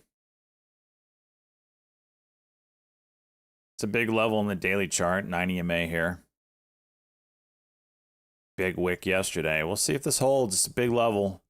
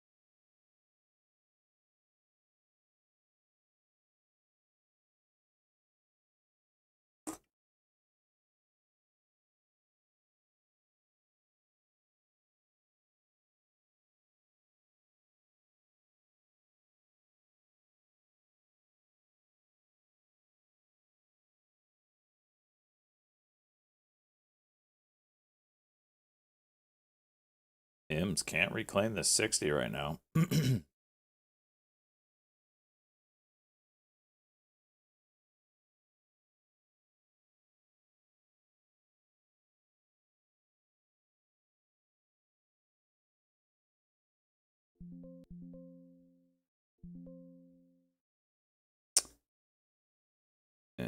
Okay.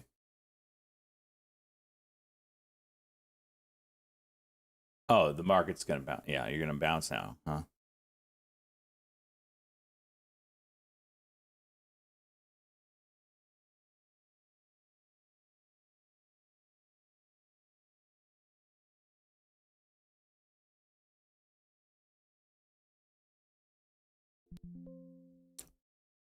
Bullshit. Bullshit.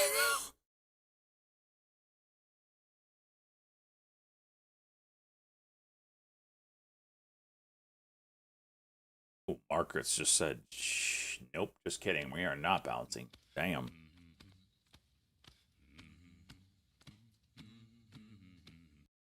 This can get ugly fast here. Cams, thank you. 45 months. Yeah, it's looking brutal there. We'll see. Owls open in 58.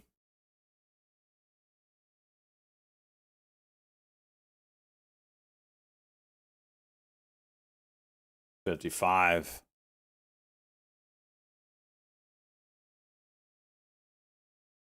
I wanted to.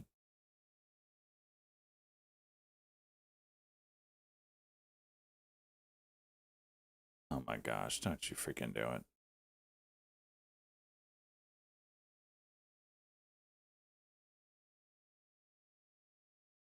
You're going to do it. Yep. 5-minute cock now. Unbelievable. Unbelievable. I can reverse stocks. I can reverse stocks.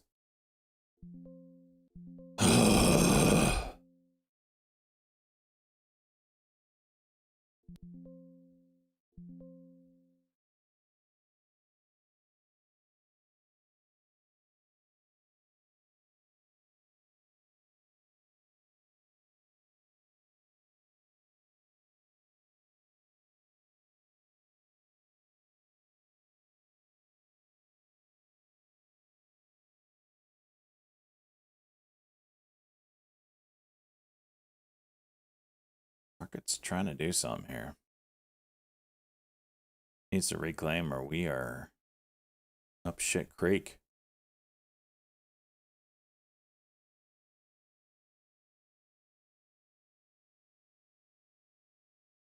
Every trade you make gets screwed. Yep, I feel ya. It's a rough time right now.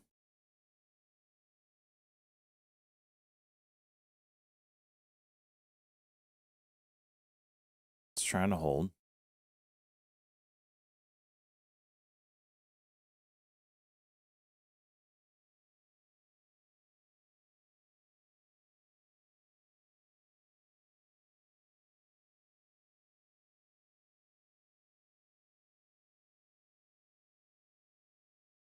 LWS.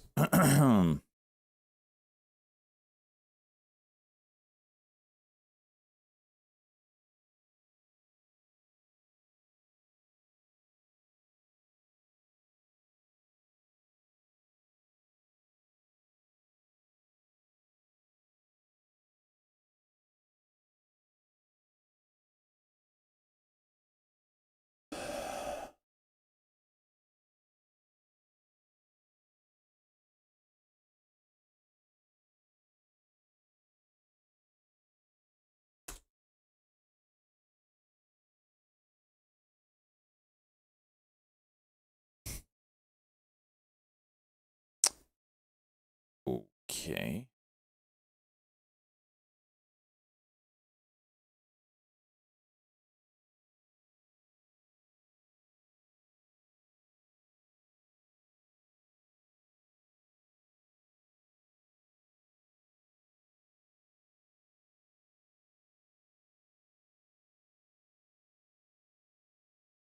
Gold's juicing, huh?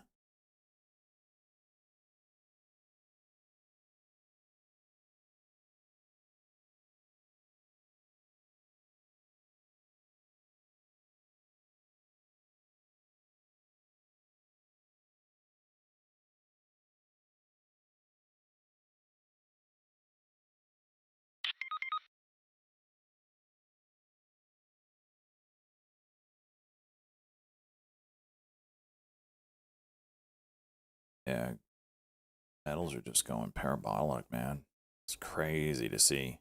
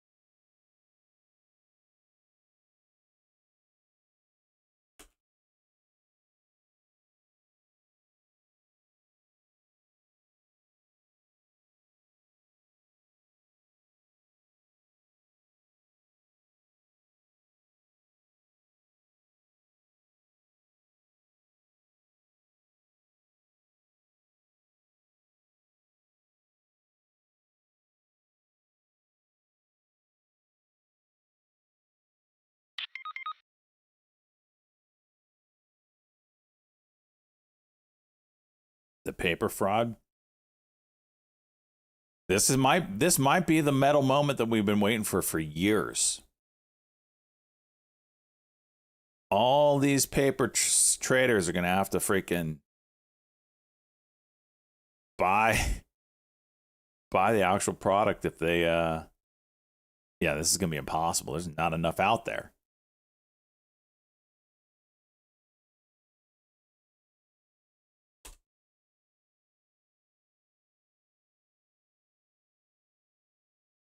What is the paper fraud? So,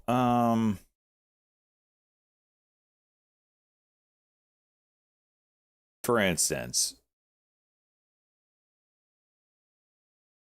remember the scene in not Margin Call, Wolf, the big, what is it, The Big Short? Oh, let's watch it. Think of that. We'll watch the clip. Hang on, I'll pull it up. Derivatives on paper and trading. Basically, there's more paper trading than there is silver or gold, for that matter, in existence. And if someone gets called to fund the paper they're selling, well, there's going to be an issue.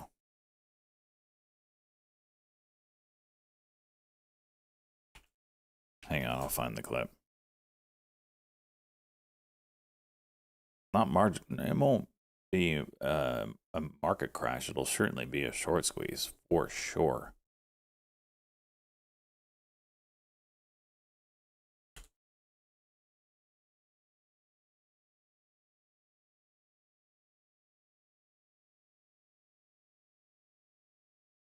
No, what was it?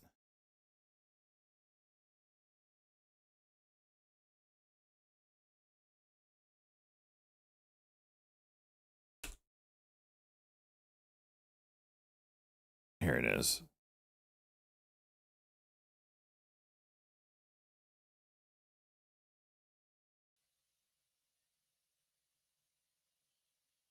Okay, so here's how a synthetic CDO works. Let's say I bet 10 million on a blackjack hand. 10 million because this hand is meant to represent a single mortgage bond. Okay, Selena has a pretty good hand here, showing 18, dealer showing 7. That's a really good hand for Selena. Good odds. In fact, her chances of winning this hand are 87%. So, my odds are good. I'm on a winning streak. Everybody in this place wants to get in on the action. How could I lose, right?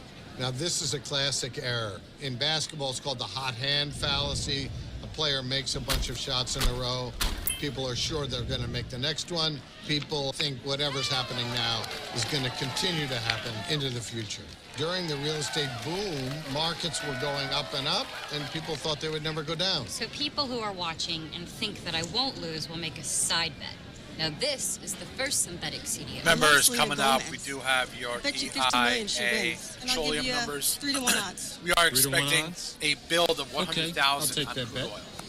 Now, somebody else is going to want to make a bet on the outcome of their Bet you bet. 50 million she wins. That will lead to synthetic CDO number 2. Hey, I bet you 200 million that lady in the glasses wins that bet. She If you know who that is, you know. So I want a great payoff. How about Yeah, with a 21? Deal.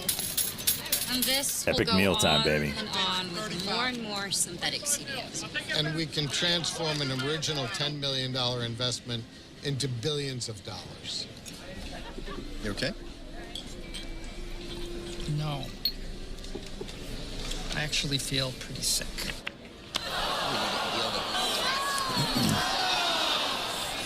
So I'm going to leave. You think I'm a parasite, don't you, Mr. Ball? But apparently society values me very much. In fact, let's do this. I'll tell you how much I'm worth. You tell me how much you're worth. So it's a roundabout way just saying there's more paper traded than there is than people have to sell. I sell you silver on paper, sell you on silver on paper, but I don't hold any, or I don't hold enough to cover what I'm selling. That's been the thought process behind silver for a very long time. I'm sure it's the same with gold.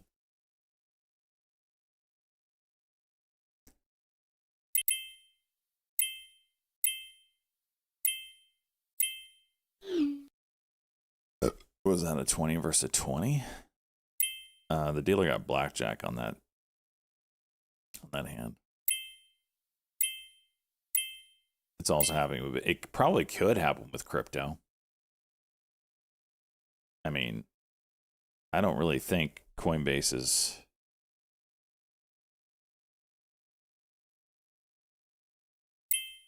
giving everybody their crypto in their account when you buy and sell. It's when you transfer it out that it takes a hot freaking minute. Way longer than it should when you during high transaction times. Takes way longer. My thought process is they don't really have it. They have to buy it and then give it to your account for you to send. No proof. I have no proof of that, but that's what it feels like.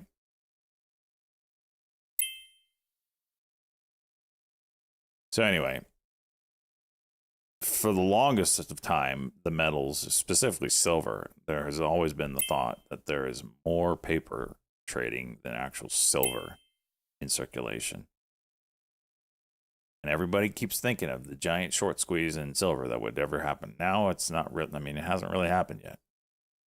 Could this be the beginning? I don't know.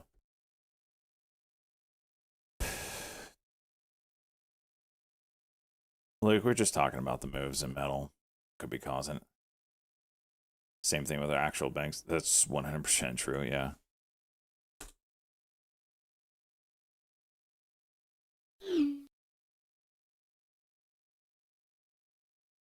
Go to the bank and say you want 100K, and they'll be like, whoa, you can't have $100,000. But I have $500,000 in my account.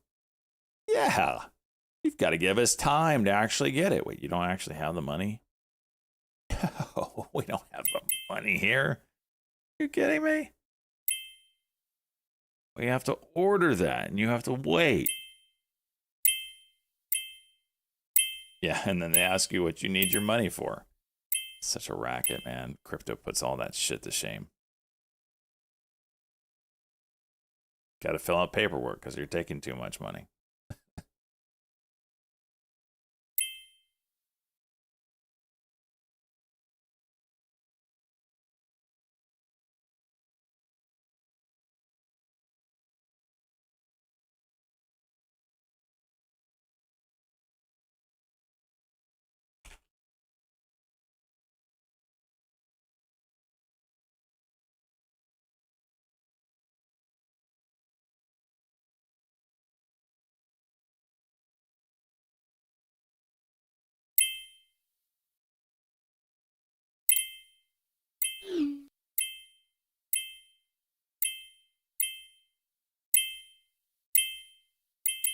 What?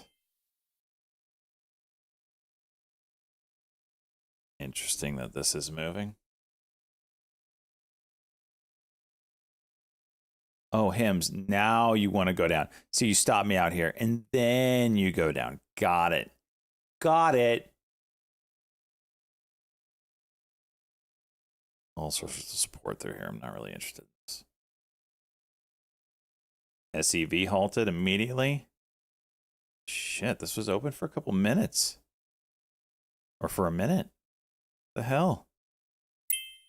Missed it. Direct listing here. 18,000 shares got traded. It's a record.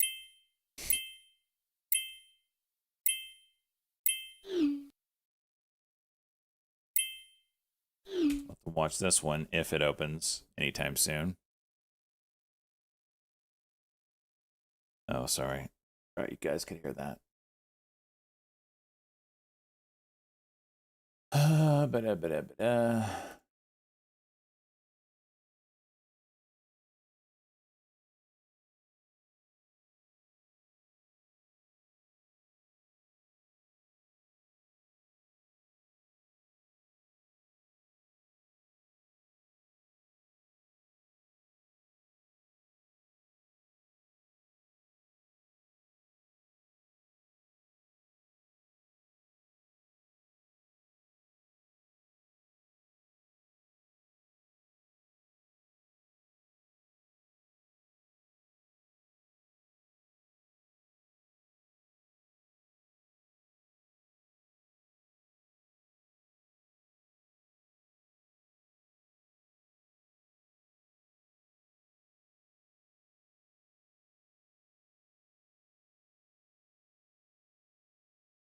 Mm-hmm.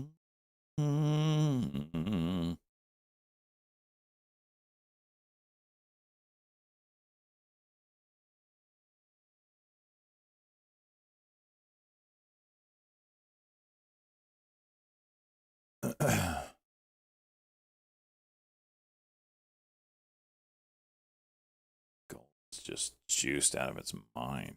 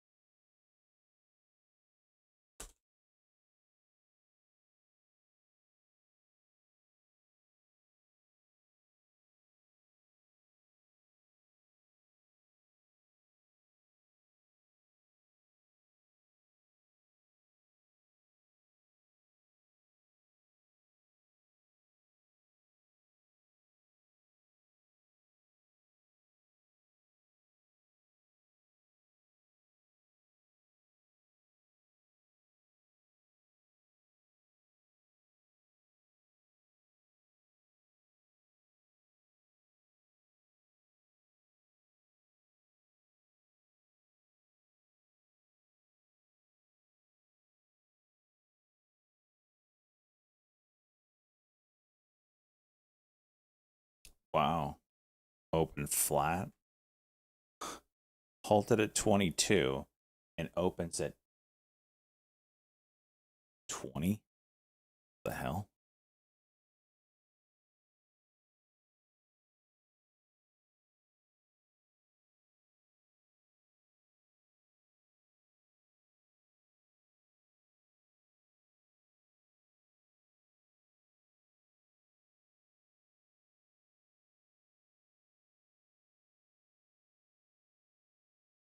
Yikes.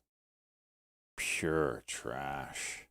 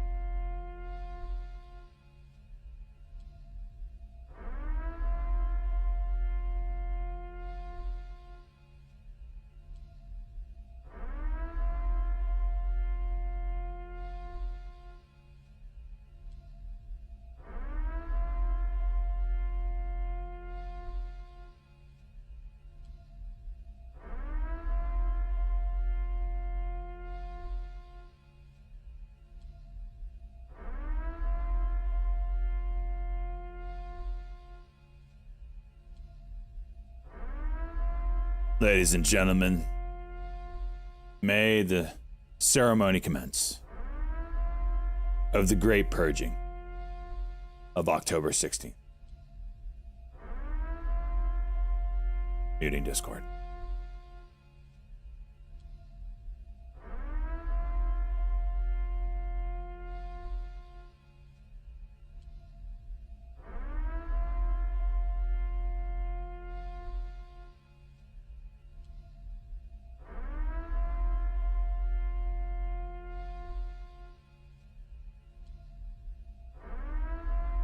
My fellow degenerates, gather close once again. The ledger must be balanced.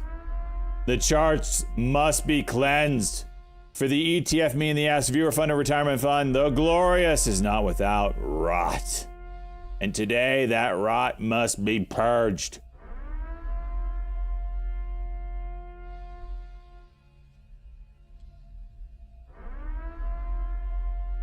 Speed to the moon. And ETHZ.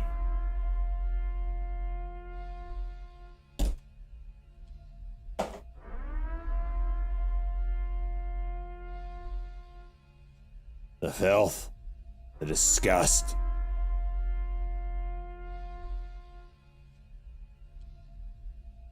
First, before the tribunal stands, speed to the moon, once a name that promised celestial gains, but whose ticker, ETHZ, has instead crashed back to Earth with all the grace of a satellite running out of fuel. 3 entries, 3 wounds, $2.30, $2.44, $2.46, each one a red candle of regret. And now the company dares to perform the unholy act of a reverse split, triggering the ancient ETF Me in the Ass law. Immediate and total purge. Let it be known, the moon was never reached. The rocket exploded on the launch pad. Farewell, ETFZ. May your new split-adjusted price find peace in penny stock perjury.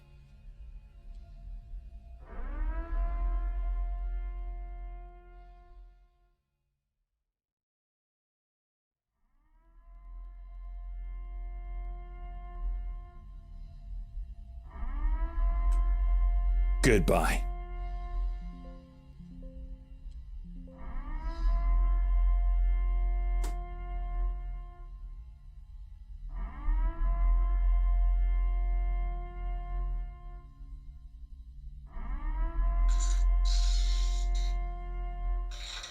I smite you down!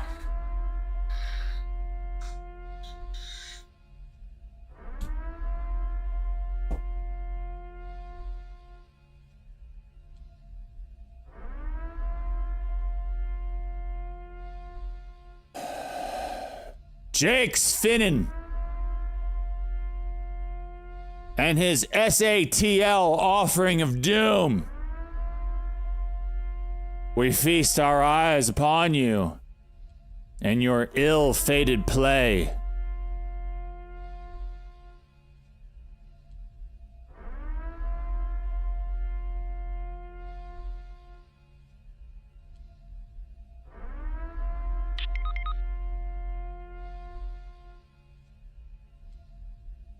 On September 17th, he placed his faith in 4 humble shares of SATL at the price of $3.56. A price point of hope until today.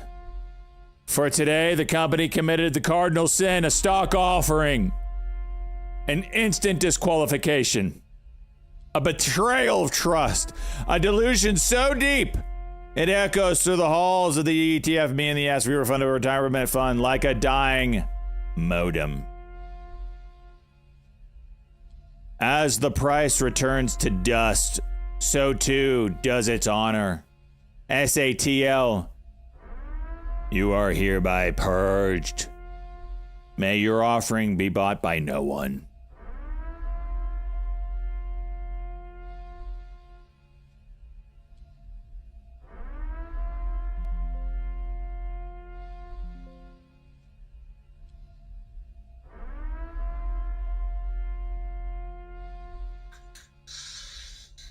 I smite you!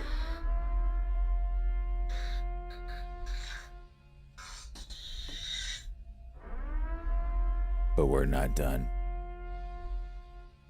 No. We are not done. You see, we have this DPLSD abomination to deal with.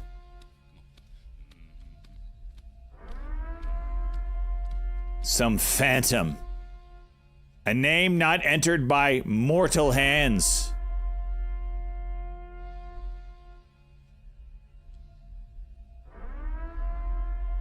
A ticker that appeared from the void itself. No one knows where it came from. A merger, a name change, a curse from the brokerage back end. But it dares to stand among our tickers without invitation, a squatter in the sacred ledger. And so by decree of the ETF being the Yams Viewer Fund and Retirement Fund, DPLSD is cast out. This bastard of a stock that no one wanted and no one asked for is back in the streets of the OTC, where it belongs. Never to be tracked, never to be remembered.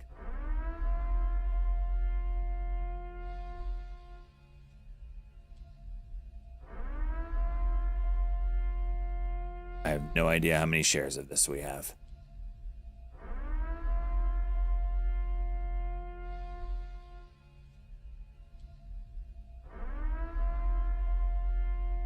$80 worthless pieces of paper that are worth more than the stock is. Goodbye.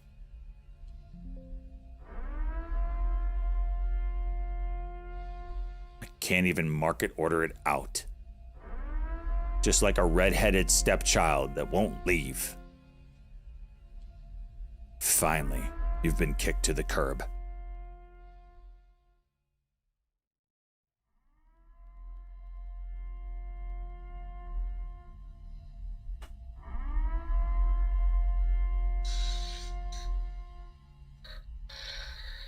I smite you!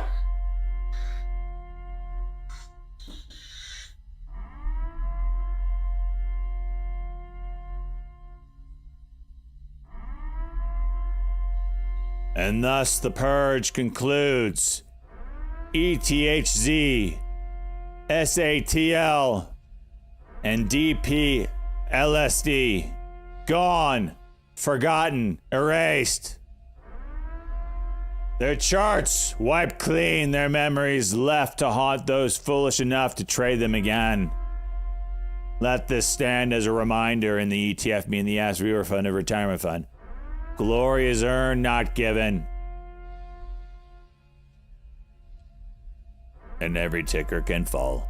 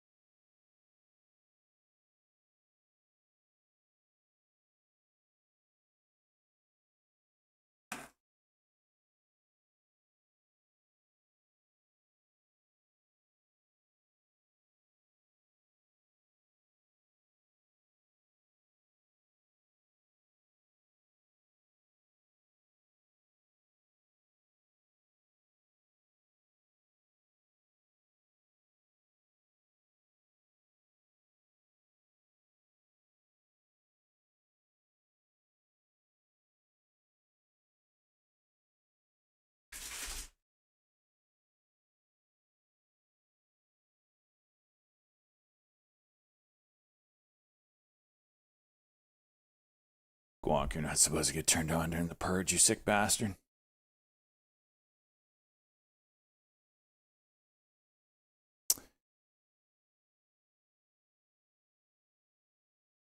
Shut up, Kayvon.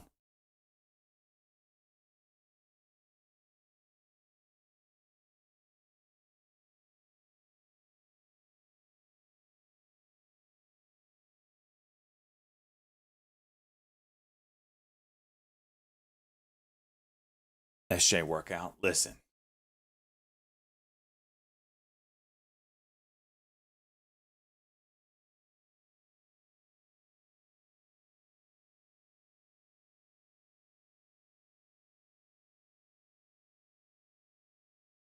If I hit the gym more than I do already, do you understand? Do you understand what would happen to me? Would be able to go outside. Women would be throwing, and men would be throwing their bodies at me.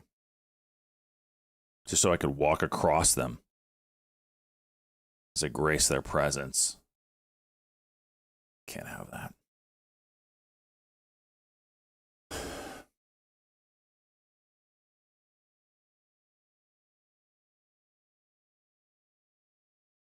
Shut up, jug shot.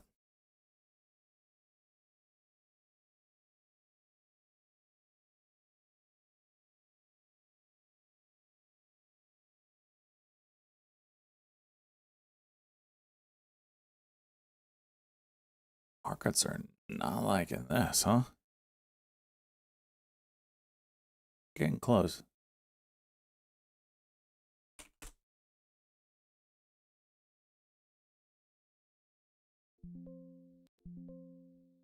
Learn any language on Perplexity. This is headline out. That is definitely a hit to Duolingo. See if it moves. So it's, oh shit, yes. Yes, yes, yes. There's the hit, baby. There it is. Beta Chuck with that one. Absolute banger.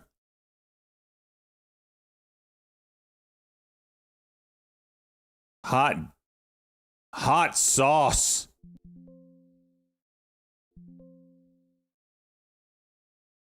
Uh, 332.47. I don't know if this is gonna go anywhere, but oh, look at this spread. $4 spread.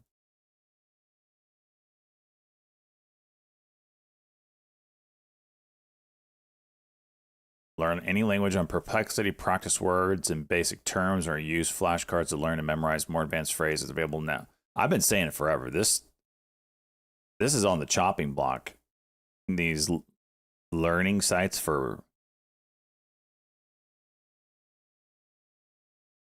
language. I mean, you are toast. Here, we got it. Ready?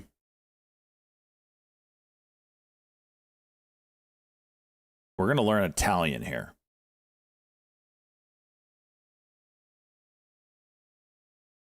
You are now a teacher that's teaching Italian. I want to learn Italian, but I only want a 5-minute lesson today. I don't know any Italian. I don't know any foreign language for that matter. English is my main language, and I've never tried to learn another language. I want you to teach me Italian, some Italian today, in a 5-minute lesson. Okay. ChatGPT is going to teach me some Italian.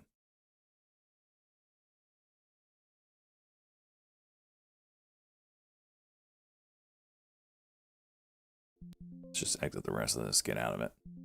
That made my day. Okay.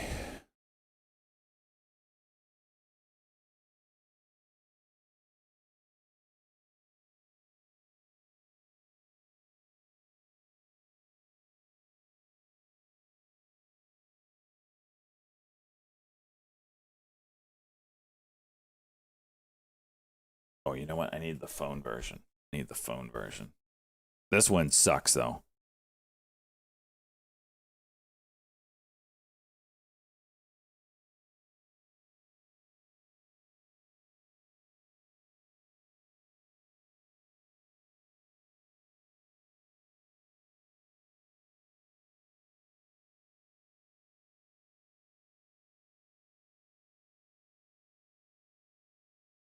keep it simple for your first go. So in Italian, a great way to start is just with greetings. For hello, you say ciao. For good morning, you say buongiorno. And if you want to say thank you, that's grazie. So let's start with those 3 words and see how they feel. Okay, ciao, grazie. What was the other one? Yeah, you got it. So the other one was buongiorno for good morning. So you've got ciao for hello, grazie for thank you, and buongiorno for good morning. You're off to a great Buongiorno. I'm having connectivity issues right now. No worries at all. You sound like you've got buongiorno down. Why is my internet ass right now? Come SD dice. Can you say something very dirty and sensual to me in Italian that I won't know what you're saying, but it sounds hot? I get the curiosity, but let's keep it fun and light. I'll stick. You're fired. You're fired. You're fired. Oh, well, that's an energetic reaction, but no worries at all. If you want to switch gears or if there's anything else you'd like to do, just let me know. I'm here to help however I can. Why is my internet ass? Talk dirty to me in Italian like that website that Jesse's World does. Night Whisperer or something. But in Italian.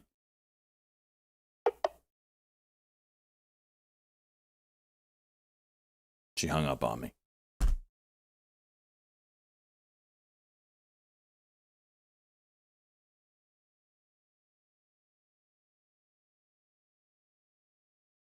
All right, maybe Duolingo is going to stick around a little longer.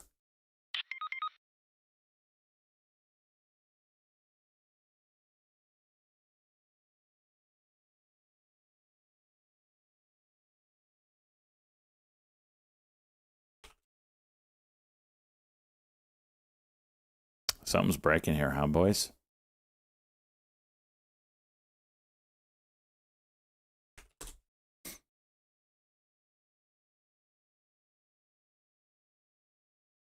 So AI girls are just like in real life girls.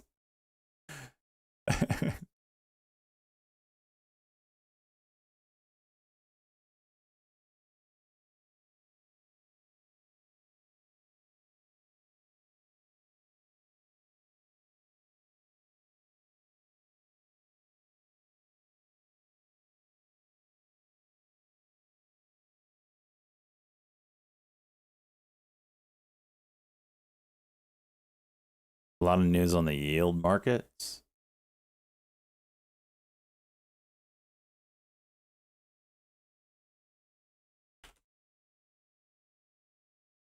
Hmm. 2-year just hit the September 2022 low.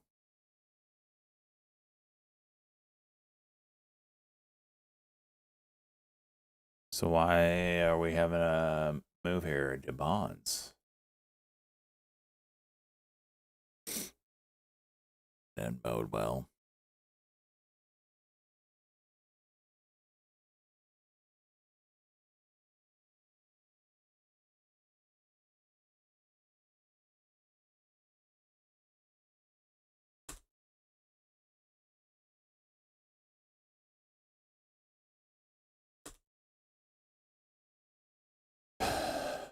Chuck. Well, Beta Chuck called it out and Trade Exchange called it out.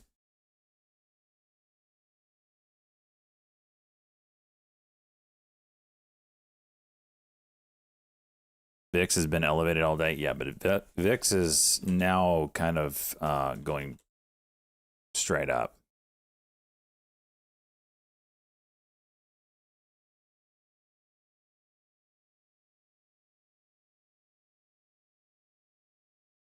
Can I explain the duel? So it was a news headline. Perplexity is like another large language model, just like ChatGPT.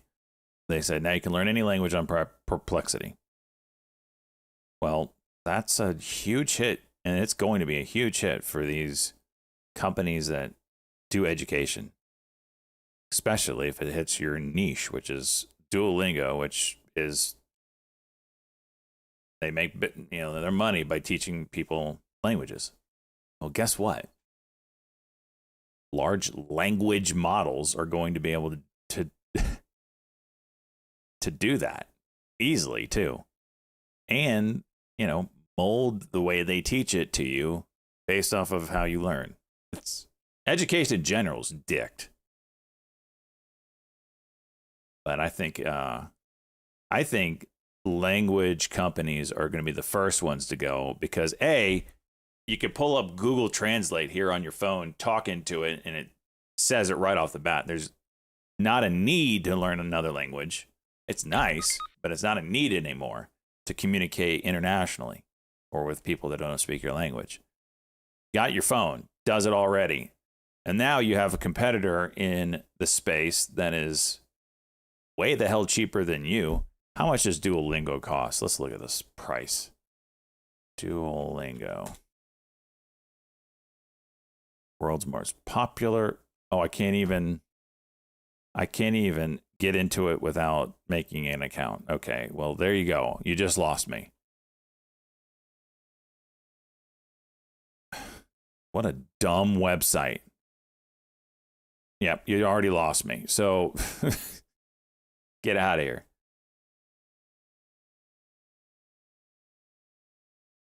Earbuds do live translate. Yeah. So I don't know why it's on its death throes, I think. I mean, you look at the chart and it looks kind of good, but this looks like a ginormous. Maybe Head and Shoulders is bad. It's not really, but yeah.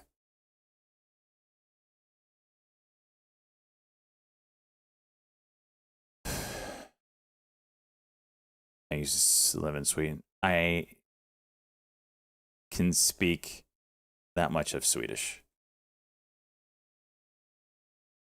You don't use it. I was never fluent. Let me be clear. I was never fluent. So yeah, I think these companies are toast.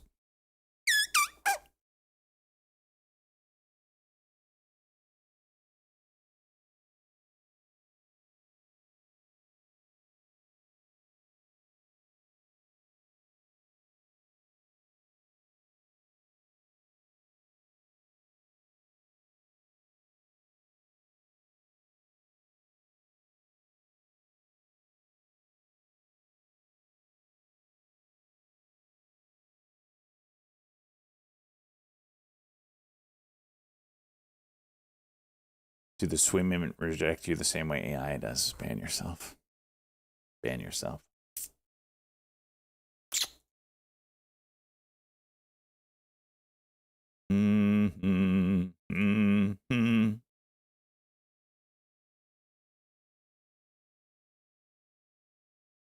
IVVD still rising here. This daily chart looks so prime, and the fact that this is not taking with the market tells me IVVD is about to have a day. Chicka bow wow, you might get an entry here in the 100% club soon. In fact, on the next daily cock, I'm looking to play that.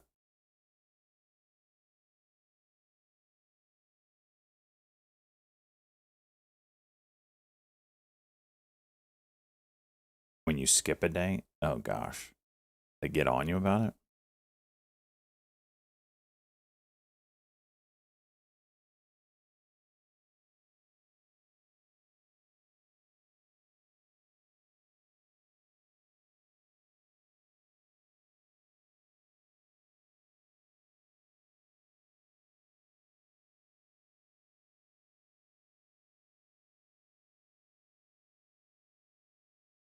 Angry and red. Jeez.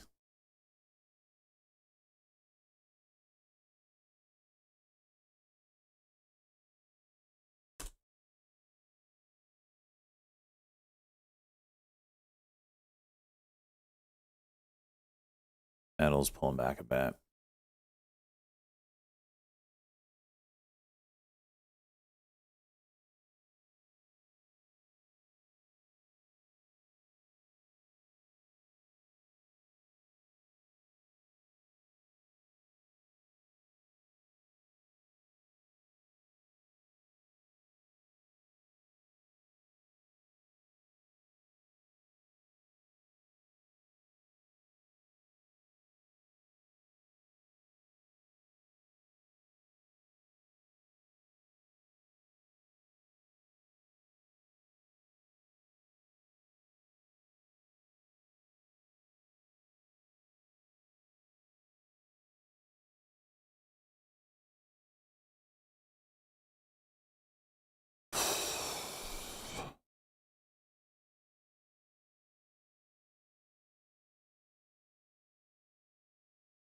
Amazon at the 200 day?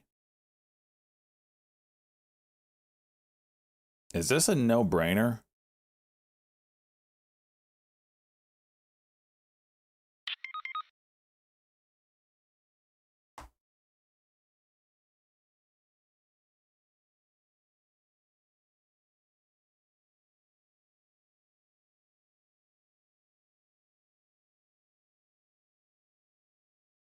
SOFR spreads are blowing out.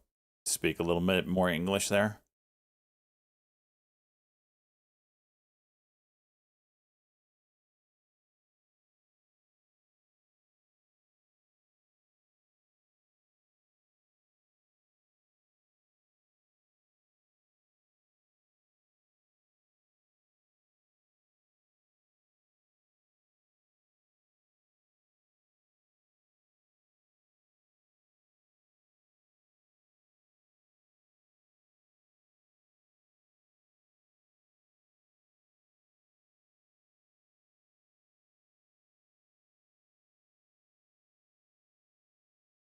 Security overnight.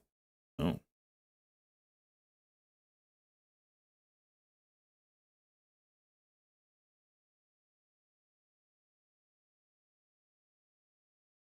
Really looking at Amazon here. I think I'm going to take it for the swing account. Sitting on the 200. This has been a level that has held as of recent near the lower Bollinger Band. If it breaks that, it doesn't, it gets ugly quick, but it's a hard thing to crack. Not MACD. Yeah, it could go lower. I only go on half size. I saved myself 50 shares to do it again.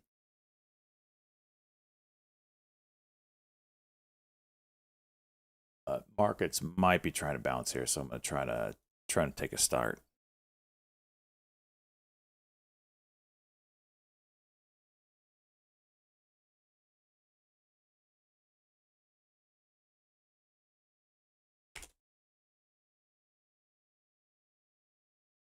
Because you have found that you day trade for a living. Yes, they know I day trade. For those you don't want to share with.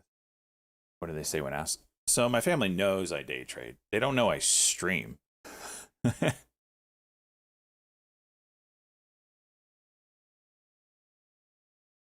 don't necessarily want them knowing how much I make. Well, my mom knows. I tell her. But my siblings, I ain't telling them shit. Of how much I make. They know I day trade.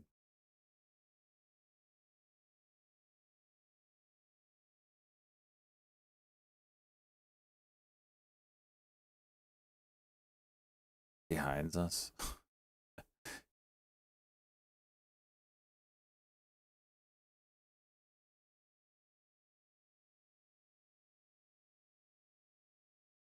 It'll make you proud. Oh, gosh.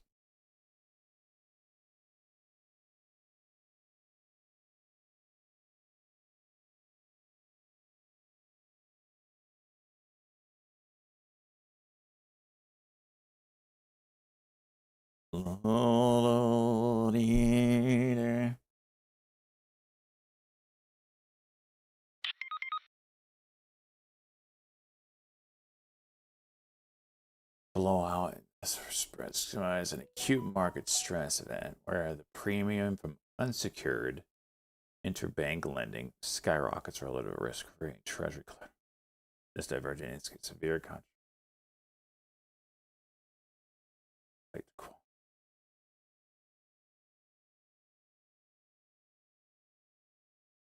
Oh, so these are unsecured. Yeah, this is way past my pay grade. Does this mean printing? So, who's getting hurt and what ticker do we trade?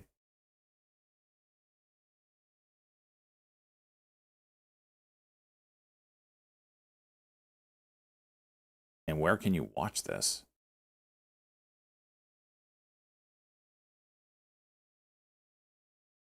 They always say they love your name. Carrie, Roger.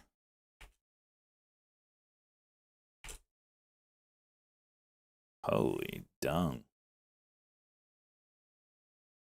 It's a big ass pivot point that we're at here on the KRE. Rejection, rejection, rejection. Kind of crack, finally go through. Bounce, broke through, rejection, rejection. It's a massive freaking level here. Huge ass pivot point.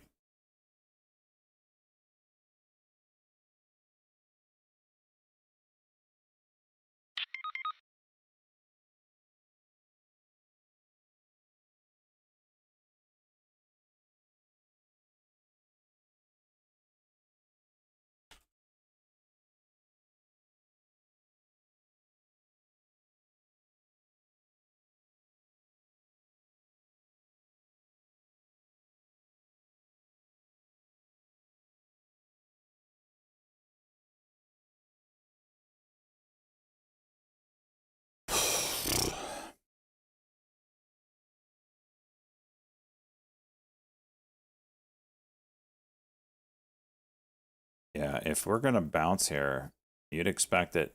I mean, if we're gonna bounce, this is it. This is the level is for banks anyway. Guess the markets are gonna follow it.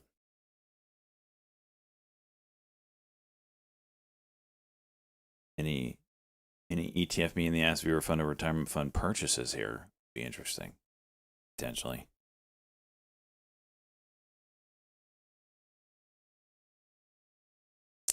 Servers are resume $9.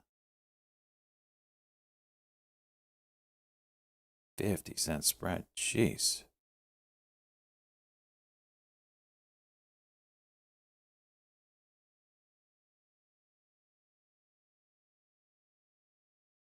Can I even buy this? Okay, I can.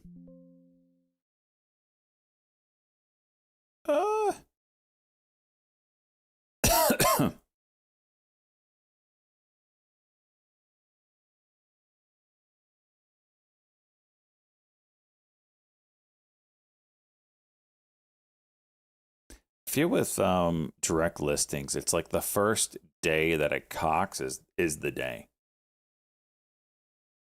I feel like they all kind of look like this on the first day. You know, got to make examples out of them, so future companies don't get any ideas of leaving out the middleman. Highest PE in Nasdaq since 1999. Fantastic.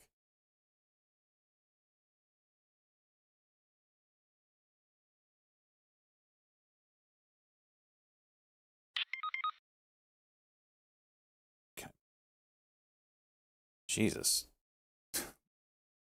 No, I can't pull that.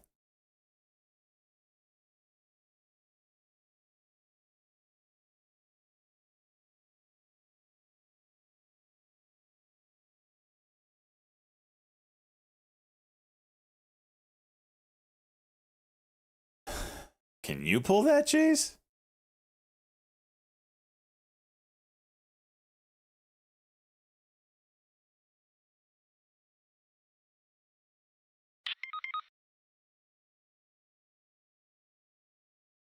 All right, let me try it.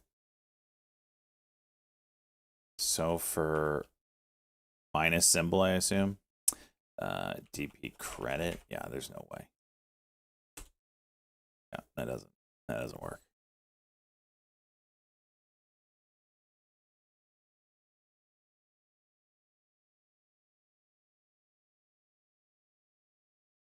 How about you type it how you want me to type it? And I'll copy pasta it.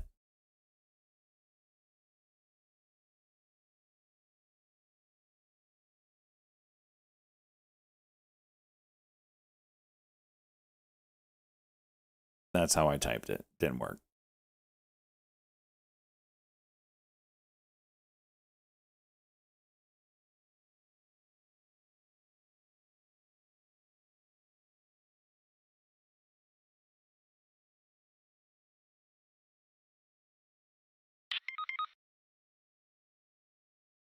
click minus? What are you talking about?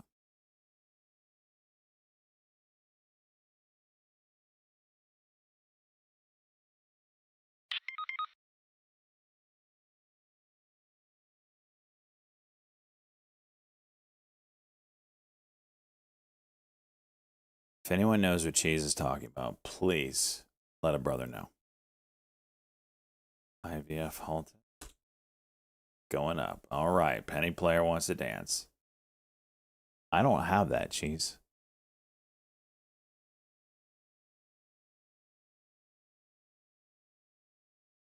Oh. To make IVF more accessible, you... Oh, okay. That's why we're moving.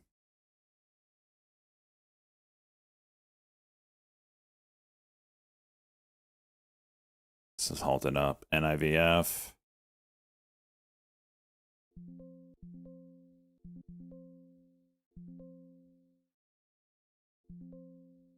To make an announcement to make IVF more accessible is the headline coming out of the White House. Not getting in this hall, unfortunate. IVF.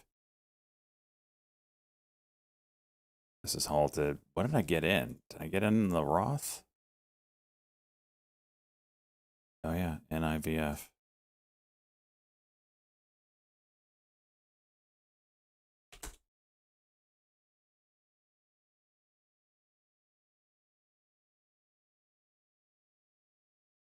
Thursday at White House. Trump to propose making IVF more accessible. Thursday at the White House. All right, and we need some IVF tickers.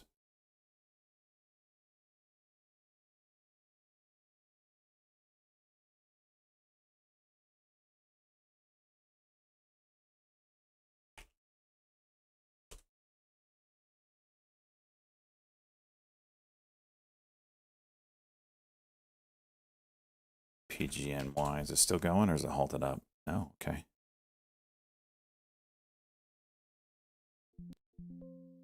$18, shit. Absolute shit of a fill.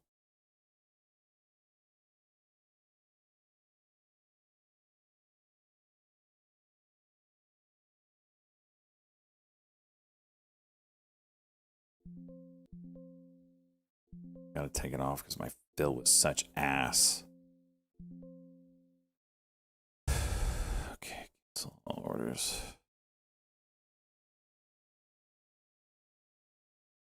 We'll have to watch IVF out of the hall, which is a penny player. It's gotta be opening soon.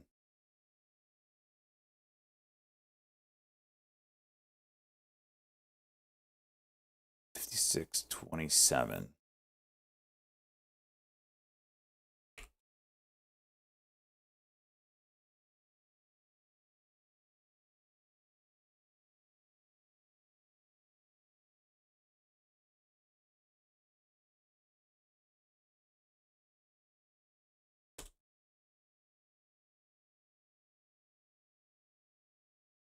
VIT. What is that one? COAI.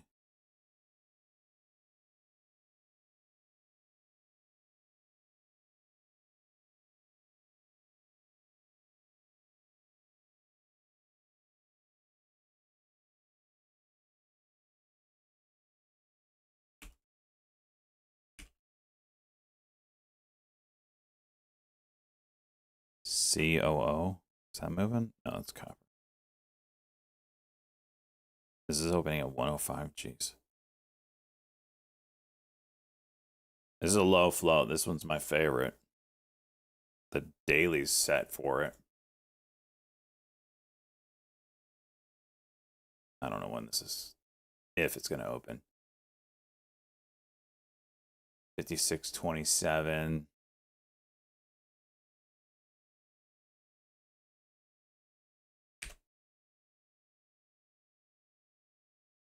When is NIVF? Femi moving. There it goes. Yep.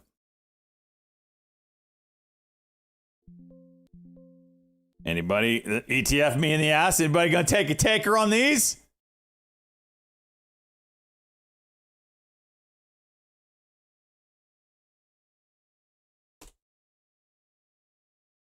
Showing 125. Damn it.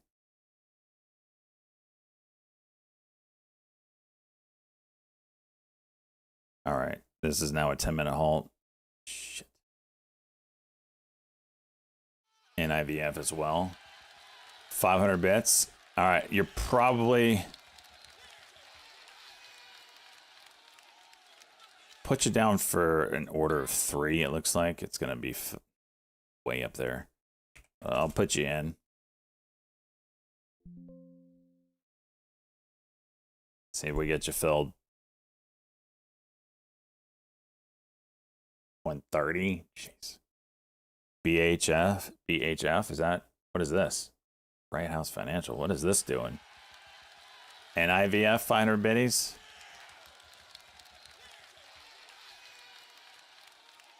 It'll get you like 2. NIVF. 320. What?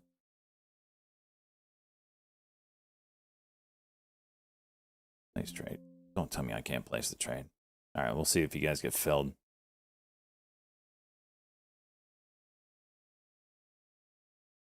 $55 a share on BHF. Is that what this was?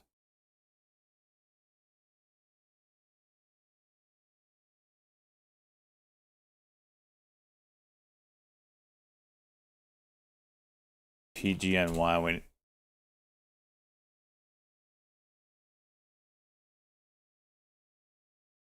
why isn't it going up?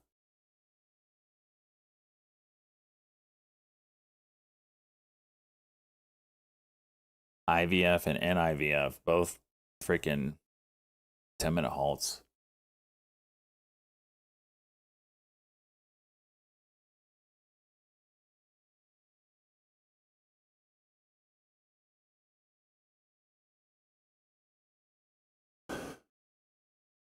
Should be over 50 then, huh?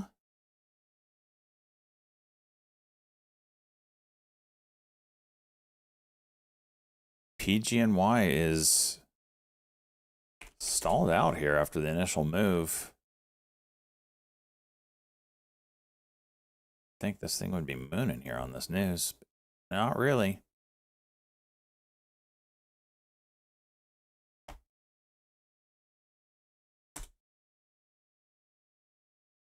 IVF. So we'll have 127 now.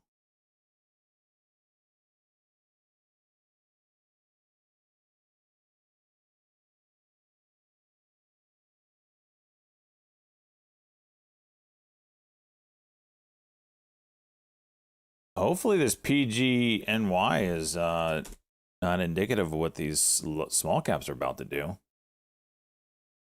It isn't the VWAP. I assume this is a big IVF play. I don't know. It's a large cap.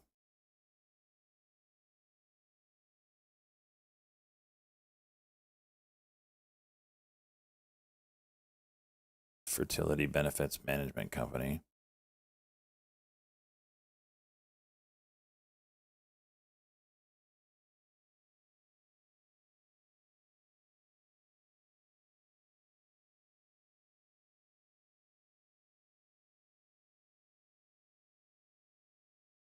Showing 130, 140. Jeez.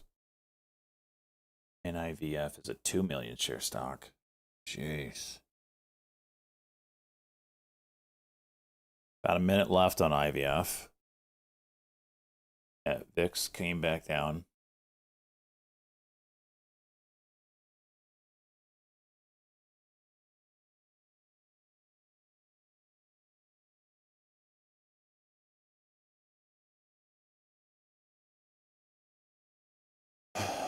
$30 seconds.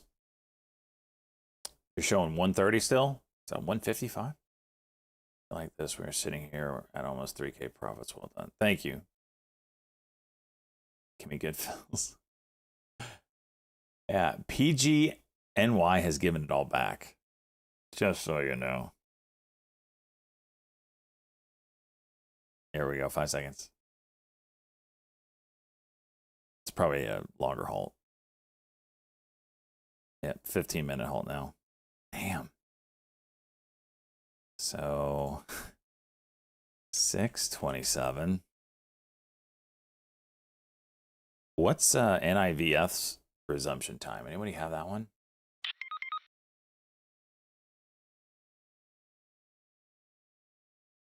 Oh, 7:29. 07:29. Oracle. ORCL.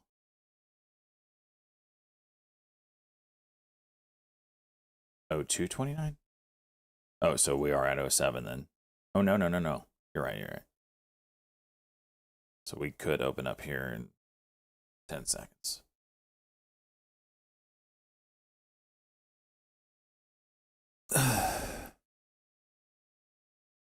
This is very small float. All right, so now, oh, okay. Juice is loose. You got filled at 266 there. Pizza Wrangler.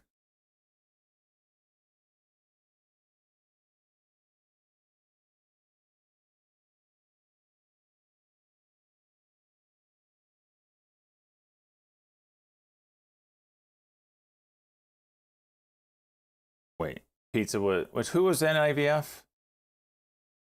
Oh, that was Big Harry. All right.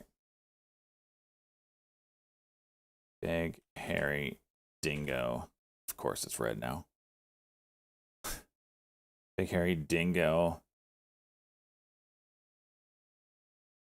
Got 2 at, oh.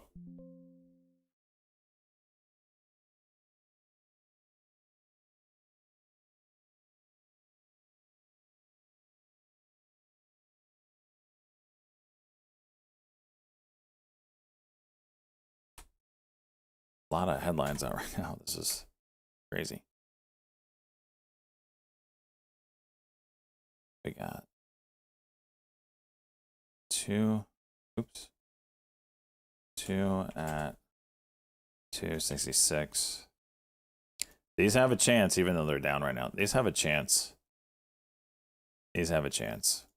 The whatever, we don't know what that announcement's going to be, but it's got a chance. It's Wrangler 10, 16, 25, 3 at 133. Izzy wants in on the action. Izzy, I just typed your name in. My brain is not working right now. NIVF. $5.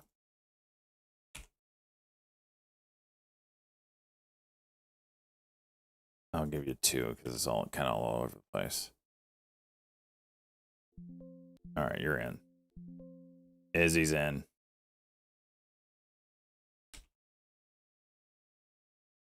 It's all banking on Trump. All banking on Trump's announcement here. 10, 16, 25, 2 at 248.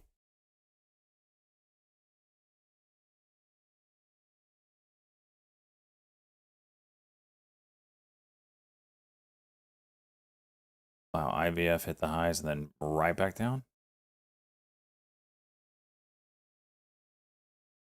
Wow.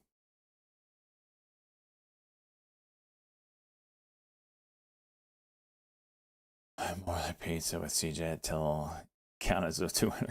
That's right. Chuck sounds like a bomb's about to go off at his house.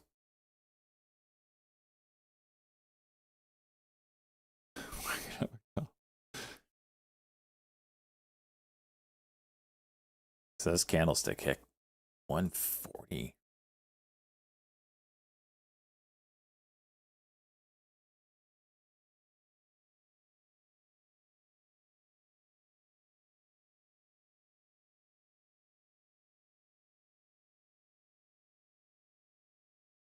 Dude, this Sev is at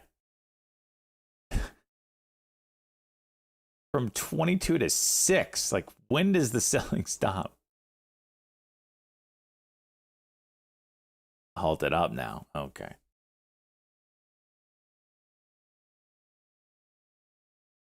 Six, seven. Savage. BTG, gold, still juicing.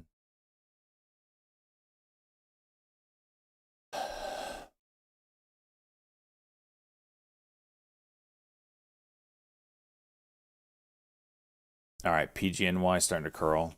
It's a sign, maybe.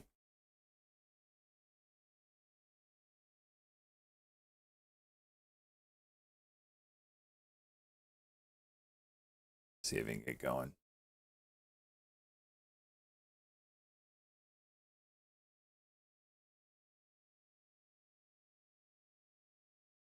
Let me fill in some of these gaps here.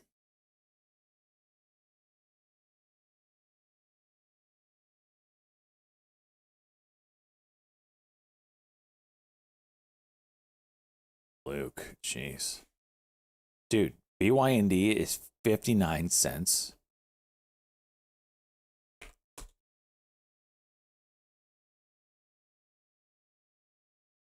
CoreWeave and Oracle moving here?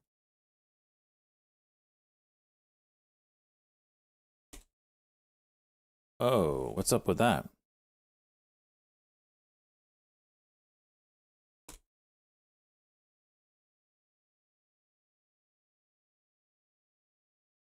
What did they say about Oracle? What did Oracle say about CoreWeave? I mean, holy shit. This is their analyst call? Can we get in on this?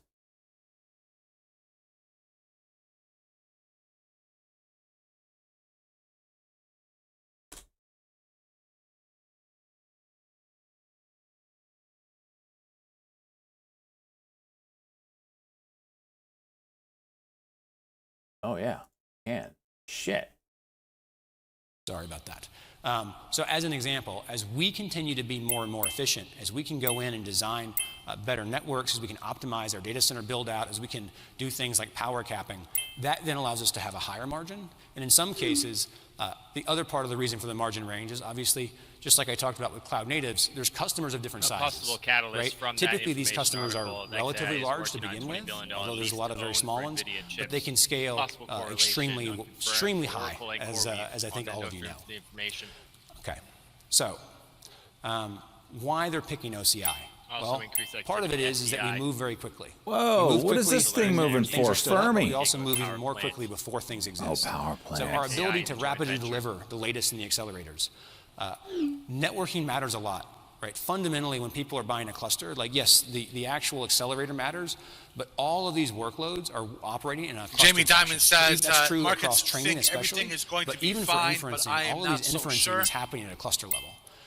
And then the fact that we actually have extremely efficient data center designs that allow us to optimize our power usage, which then translates into more, IBF moving up more again. power available for them or lower costs. And then it's not enough to just be really good. White House at says the networking. Trump Storage is also call critically was important good and because productive. these clusters are doing something with data, whether that be for training runs or for inferencing. They need access to a huge amount of context for these models to be valuable. All right, so this is a slide of an example deal. I'm going to walk you through all of the different details. So as an example, let's imagine that somebody shows up and they want to buy, approximately a gigawatt of GPU accelerators, right? And they sign a contract for 6 years, which would be 6 years at $10 billion a year. It's a $60 billion TCV. Okay. Now, here I've broken the costs we have going into two headhunting. sections. One is what I'm calling land, data center, and power. That's obviously, the buildings, it's the actual power generation, it's the people costs to run that portion of the business, right? That ends up being about 35% Remember, it's of on that the Oracle cost and to CoreWeave, deliver CRWV. We that are service. seeing that volatility Now, if fall. you These add up headlines compute, out by networking, Oracle, and keep in mind storage, they are having right? their all the analyst day. things that you put inside of that data center, that ends up being about 65% of the costs. Okay, so when, say this deal is contracted and you have to build a data center from scratch, well, we actually align through the What is he saying contracts that that's we do, and sending the way it? in which we align our overall delivery. We don't pay for land, data center, and power until it's actually delivered to us, okay? So let's say it takes you a year to build a data center. During that year, we're not paying for anything. Now there's a point at which, and that's highlighted in this kind of left section before year one here, where the data center is working, and it's our job as Oracle to put all of the compute, storage, and networking inside of it, all right? During that time period, there's a cost where we're paying for something, but we're not making Oh, revenue. shit. It's going the wrong way. Right? And as we can reduce that time, if I can go from 3 months to 2 months to 1 month, the amount of time that I'm paying for something that I'm not able to then provide to a customer goes way down, right?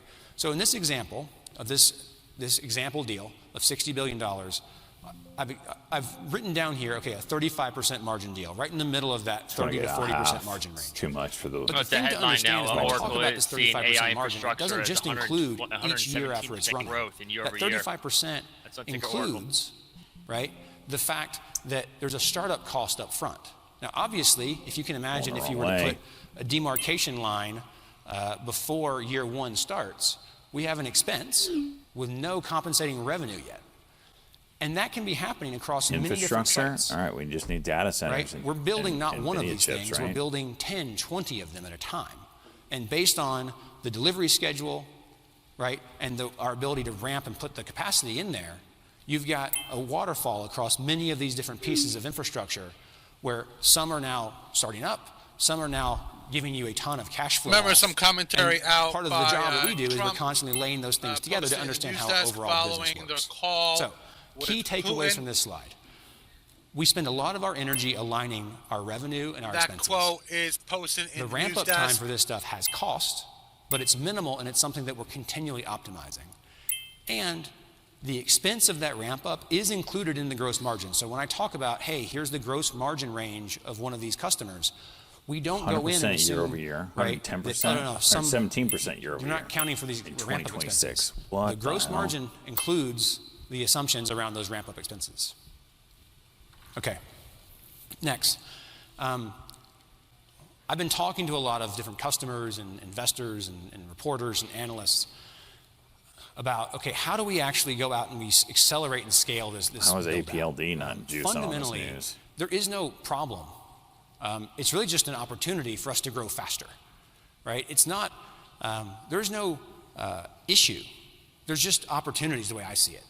So when I think about what a huge amount of my time and energy goes into, it's about how do we actually enable ourselves and the industry to grow faster given the unprecedented demand we're seeing for infrastructure like this. And the way that we're growing faster is that we're actually pulling together. Activity, new highs on The Trump entire comments. industry is coming together across data center providers, energy There's gonna be great providers, progress hardware made in providers, Putin call. and capital providers. This is already happening all day, every day, right? You see constant announcements of new business models being created, of different ways to go out and minimize risk and grow this business faster.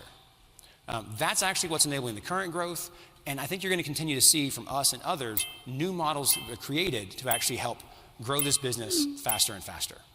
And so, to understand the result of what happens when all of these 320 is the partnerships come gatekeeper together, here. let's take a look at a video to see what's actually possible.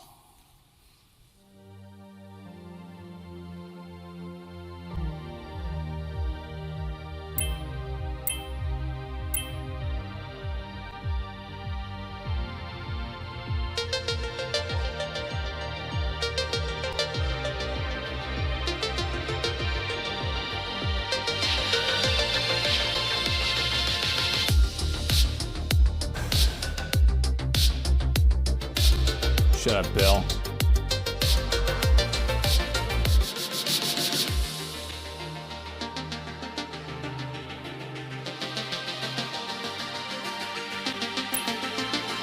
It's their investor conference right now.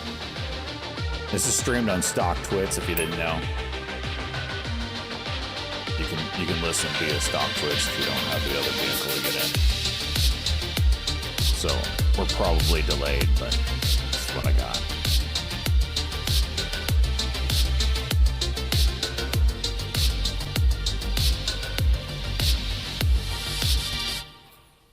Okay, so What I'm going to do now is I'm going to kind of just walk you through a few pictures about the video that we just saw to give you some more context.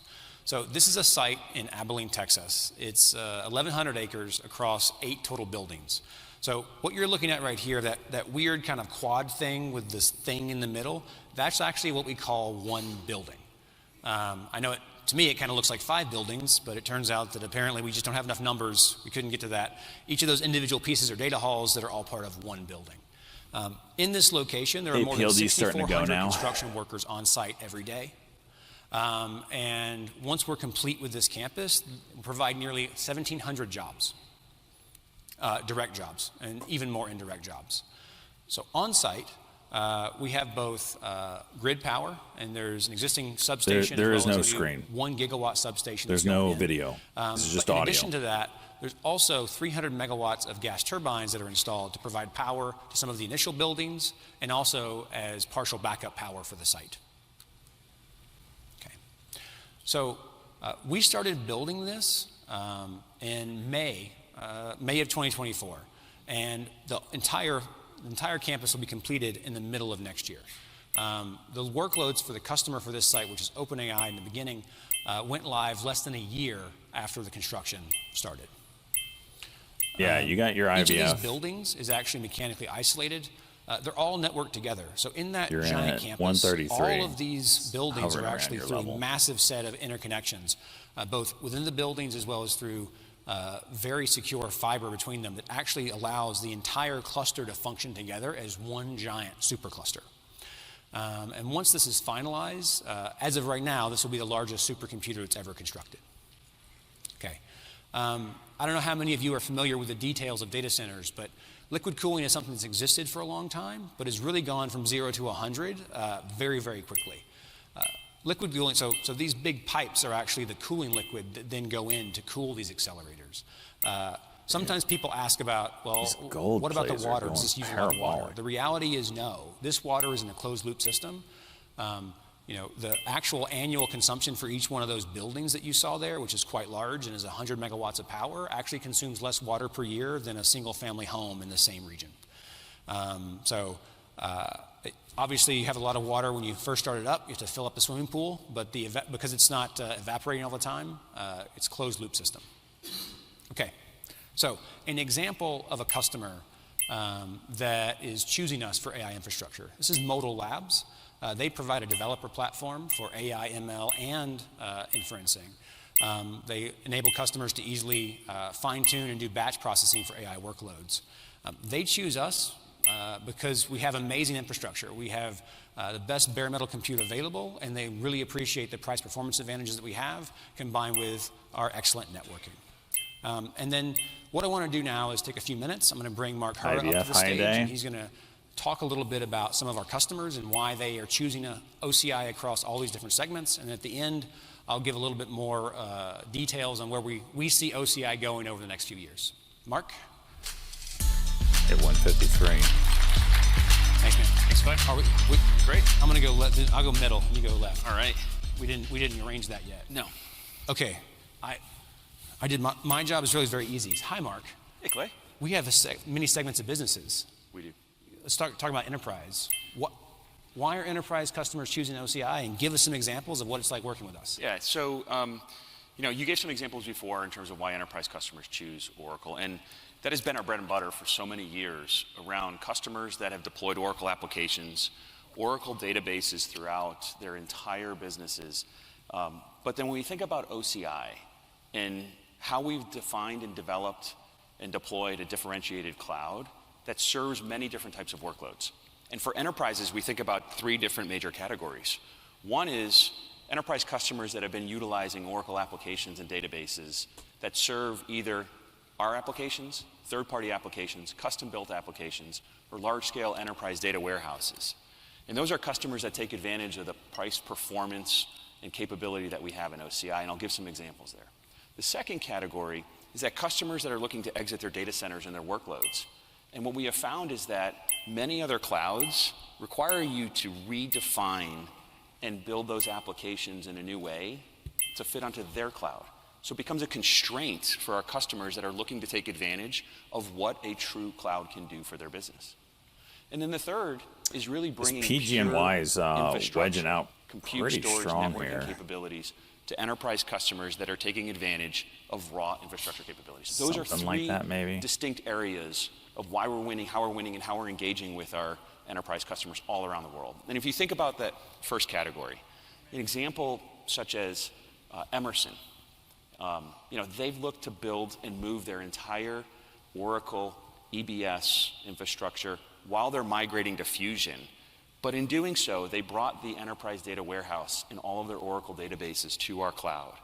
In doing so, they also, what's unique and what we found, all of the boundary applications that support that supply chain, right, that financial system, all come into OCI, allowing them to exit their data center, get the performance capability while they start to transform to Fusion at the same time. And so it's a great example of how we support our customers, bringing together the power of the capability of OCI, the performance, for them to be able to improve the performance and the speed for their end users around the applications that they're serving. No, what are we doing here? Claritive is another example where they were living under the constraint of another provider telling them they had to re-platform before they moved to the cloud. Makes sense, bro. And What are we doing? the cloud that you designed, Clay, which is bare metal from the core, right, with off-box virtualization and flexible compute for our customers to be able to pick up the VMs that they have and exit that data center without having to re-platform, allowing them to focus on the things that are most important for them around delivering services to their customers. And when we think about just bringing pure infrastructure to our customers, in the enterprise, we have so many examples, but one that may be different and unique is like Goldman Sachs, right? Taking advantage of bringing high-performance computing capability to do risk analysis in their business. And we weren't their original provider, but we are a critical provider of services to them now, where they had to take an opportunity to look at what it meant in OCI and how we were executing and delivering compute capabilities for them and how they were used to doing it before. And the results were staggering in terms of the price, performance, and capability that they were able to get. And it doesn't have any Oracle databases that they're running in that environment. So there's multiple examples of native VMs and entire data center capabilities, Oracle applications and our entire data platform capabilities for customers, or pure infrastructure around enterprises. Okay, well, Mark, I agree with you. Great examples. I also kind of explained a bit about our distributed cloud customers, and I used a few examples already. But I think there's probably an example that is more surprising and also a bit different than the traditional telco or MSP type workload. Yeah. Tell us more about this some thing's being cloud finicky. customers. So, I think there's an obvious point, which is sovereign, Watch it just be held down and then after security, hours it highly goes or regulated something industries, banking, healthcare, utilities, that can take advantage of a distributed cloud, bringing it to 4 million them share in terms of the float, industries that they're or serving. 4 million shares outstanding. But what's and it's also eating- unique about our eating distributed shares cloud, like it it's is nothing. our full cloud, which means our customers can take advantage of running our full suite of capabilities. Meta, as an example. Before we get into thinking about infrastructure at scale in training and inferencing, Meta is a user of Fusion, where we've deployed a dedicated cloud at Meta's facilities where they run Fusion to run their back office of their business. And so we have the capability not only to bring infrastructure to our customers, but the ability to run our full suite of industry applications as well as data layers for our customers. So it's a different example. It's a unique example that our customers can take advantage of wherever they deploy. Okay, so we got enterprise, distributed cloud. Sure. What about cloud natives? Cloud natives. Cloud natives has been a wonderful spot to truly bring the capability of a next-gen cloud to the industry. And you brought up an example around cyber reason. What we have found is these patterns of success that have continued in a variety of different industry segments for cloud natives. Cyber reason is one example, but many security companies are running on OCI, right? Whether it's Palo Alto, CrowdStrike, Commvault, Sentinel, Fortinet, and on and on and on. And there's a reason why, right? As you mentioned before, there's certain types of workloads AMD, where interesting on we the 5-minute. perform at a higher level than where the industry is. And whether that's the networking requirements from a security company of how they're protecting others, or whether it's the compute intensity that they're leveraging to scale up, scale down, to run their businesses efficiently, to protect what they're providing to their users. And it's a great example of thinking around, wait a second, if the security companies are running on OCI is the most performant and most secure cloud out there, well, that makes a lot of sense. In addition to that, we see a lot of ISVs that come to OCI as well. it's an opportunity where we become a critical part of their cost of goods that they provide. And the technical differentiation that we have and the partnership that we bring to our ISVs is unmatched, where we are working with them to optimize the workloads for OCI to allow them to focus on delivering the services that they bring to their customers, so that we are a critical part of their success. But most importantly is it's a highly engineered engagement with the ISVs, and it's unmatched in terms of the performance.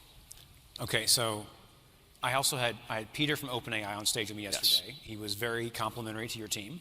And then we just talked about modal. Give everybody here a little bit more perspective on why we're doing so well in AI infrastructure and why those customers are choosing us. Yeah, AI infrastructure, and when we really started in this space many years ago, I recall a distinct conversation when we were working with NVIDIA, actually, around NVIDIA needing to run their workloads in a cloud. And engaging directly with Jensen, and what he said is, wow, I'd have never thought I would see this, but Oracle, you are fast, you are highly technical, right? And you are incredibly capable from an engineering perspective. And he said, never lose that advantage. It wasn't necessarily something that always aligned in terms of what he thought in the past. And for us, it's something that we just continue to operate with all of the customers that are taking advantage of our AI infrastructure that we're building. Our teams are incredibly fast. We know what we're really good at. We're highly technical, and then we provide a white glove service for our customers that is a 24/7 engagement. And what we constantly hear over and over again is that we are the best to work with, and we're the easiest in terms of operating.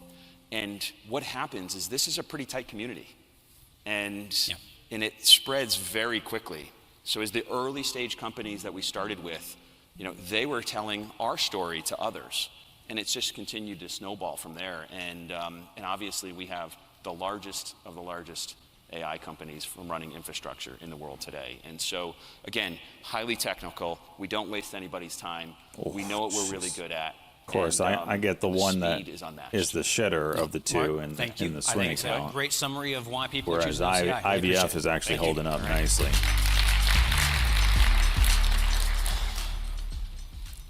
All right. So this is the long-range plan that we provided on our September 9th earnings call, just I guess it was last month, technically. The thing to understand about this is that when I talk about this business, all these different segments are included in this. So this projection about future revenue includes all of these business segments that I'm talking about. The other thing I want you to understand is that when we talk to you about these types of projections, they're projections that we believe in. We have very real reasons. So these are going to be some big projections here. That across all of these plans that add up together to provide this kind of projection. The other thing to understand a little bit, and I'll go into it a bit more in a second, is that for some segments of our business, there really are actually supply constrained, not demand constrained, specifically AI infrastructure. And I'll talk about what that means and why you're seeing the changes from us that we're making in the industry. So, to give you some context here, in 30 days during this quarter, 30 contiguous days, we contracted for $65 billion of additional commitment across infrastructure contracts. Now, across those, get out of here. It was across 7 different contracts from 4 different customers. None of those customers are OpenAI. Because I know some people are questioning sometimes, hey, is it just OpenAI? The reality is we think OpenAI is a great customer, but we have many customers. One of these customers is Meta. META? And as I share these numbers with you, this is not all of our contract. This is not saying, hey, we didn't add up all of the deals. This is literally 7 deals, 4 customers, all of them other than OpenAI. And it shows the diversity of our customers and the size of their interest in our business. Thank you so much. Okay. So, as I mentioned before, most people are assuming that we are demand constrained, but we're not. We're actually supply constrained. And the thing to understand here is that a large part of what I spend my time doing is securing what I consider to be good supply. Didn't mean to have 1,000 shares. I'll give you an example of an email I received recently. Holy shit, There's a very nice person who lives in Nebraska who has a cornfield. They said that they think that would be a really good place to put an AI data center. You're probably laughing, but I receive, so there's, it's all right. You cannot imagine the amount of reach Crisis outs averted. that come my way in the way of my team. It's actually quite a hard job to filter through all of the opportunities and to understand which ones bring together the energy that you need, the hardware capacity that you need, BTQ, the land that you need, and the capital moving that up you need. here. Our job is to put together all of those pieces, and only then does that result in supply. Sev is just... And so what we find is that when we actually have good answers around supply in a reasonable time frame, to kill people customers in then Gaza, contract very not quickly. Deal, So we'll have when choice we but to talk go about in and the kill business them. that we're doing, it's not that I have this infinite supply over here of options and I spend all of my time going to customers asking, hey, would you possibly want this? Instead, the customers have come to us saying, we would like a lot of stuff. And our job is to go find actual good supply that we can accelerate and deliver on the timeline. PGNY, getting back up to the highs. That is what we do all the time. And once we have that done, suddenly the customers contract very quickly, and we're contracting with all of the different suppliers to bring together these pieces so we can execute as quickly as possible. Dude, this So as part of is that, a we're 383. updating our long-range plan between now and our fiscal year. Got a small 30. one. Yes, small. Again, the reason we're updating this is exactly for what I showed What's you this 2 volume slides ago. coming from? As we find ourselves able to execute, our supply constraints, as we actually can go in, we have customers that want that. And that's part of the reason too, and you see the change in these numbers, that it's a little bit easier for us to find supply, not this year or next year, but in subsequent years. So as we're able to find that supply, customers contract for it, we see immense demand, and then we go about delivering that to customers. What am I in at? 1944? Other thing I want people to Shit, understand man. is It's that up $1,000 there for a second. Different segments. And It's moving so obviously fast, the I numbers can't we keep just up. talked about was the all-up number for OCI. But we're also extremely focused on our AI database and our AI data platform business. I gotta take it off. We are very confident in our ability to grow this very rapidly. Now, there's a few reasons for that. One of them is, up until recently, as I mentioned before, there was only one cloud selling our AI database and our AI data platform. And now we've transitioned to all of them. The other reason we're very confident in this projection, this is so stupid. we'll hear more about that from Larry later PGNY today, high day. is the huge investments that we're making into AI, into building out our AI data platform only makes the previous investments we have and our customers have made into our database that much more valuable. So as we go through this next period over a few years, we're rapidly accelerating our cloud database and our AI data platform business. And this is it's amazing for us to see, right? A business that is such high margin, that's so valuable to our customers, grow so very quickly. So with that, I'm out of time, and I'm going to hand it over, I think, to Mike, and he's going to talk to you about applications. Thank you very much.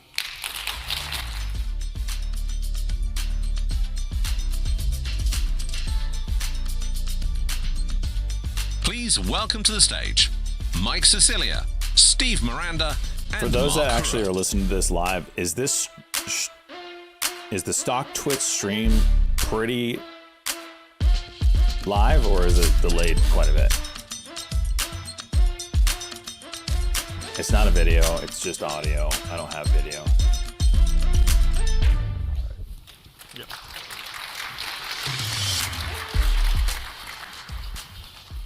Okay, hello again. So we're going to talk about applications here. As a reminder, we'll do so under Safe Harbor. We will talk about roadmap. We will talk about our future product direction. So you've heard us say throughout the event here that AI changes everything. And I think what's really important to understand is that for all the reasons Clay just described, for everything that we're doing in OCI, our ability to deliver Gotta freaking AI love it, man. to our customers embedded inside of our application stack, and the ability to have just an unbelievable time to value, we 30 think seconds slow, is Roger. unmatched. HYSR. We've got, I think we've gotten to a point, Steve and I have been Nope, discussing this in the not meeting, off the table. is that in our applications suite Not across off the the board, table. when you think about our Fusion applications, our front of the house applications like CX, our industry applications, we're at the point where there isn't a AMD difference very between tight. the AI version and the AMD non-AI very tight. version. It just doesn't exist. And we'll go through some examples and some of those things. We're seeing, particularly in healthcare, we just went generally available with a new EHR. It's all AI. You can't choose not to consume. Is my clock correct? I assume. Try SR. $5 on it, baby. 0.0374. Calculate. I'll do a 130.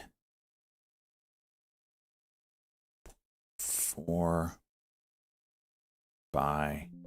You're in, Pizza Wrangler.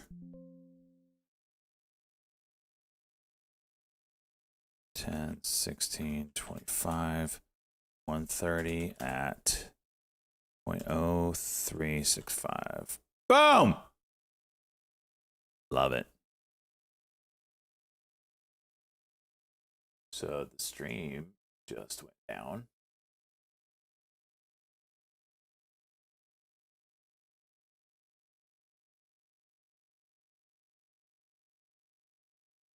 Let's refresh it.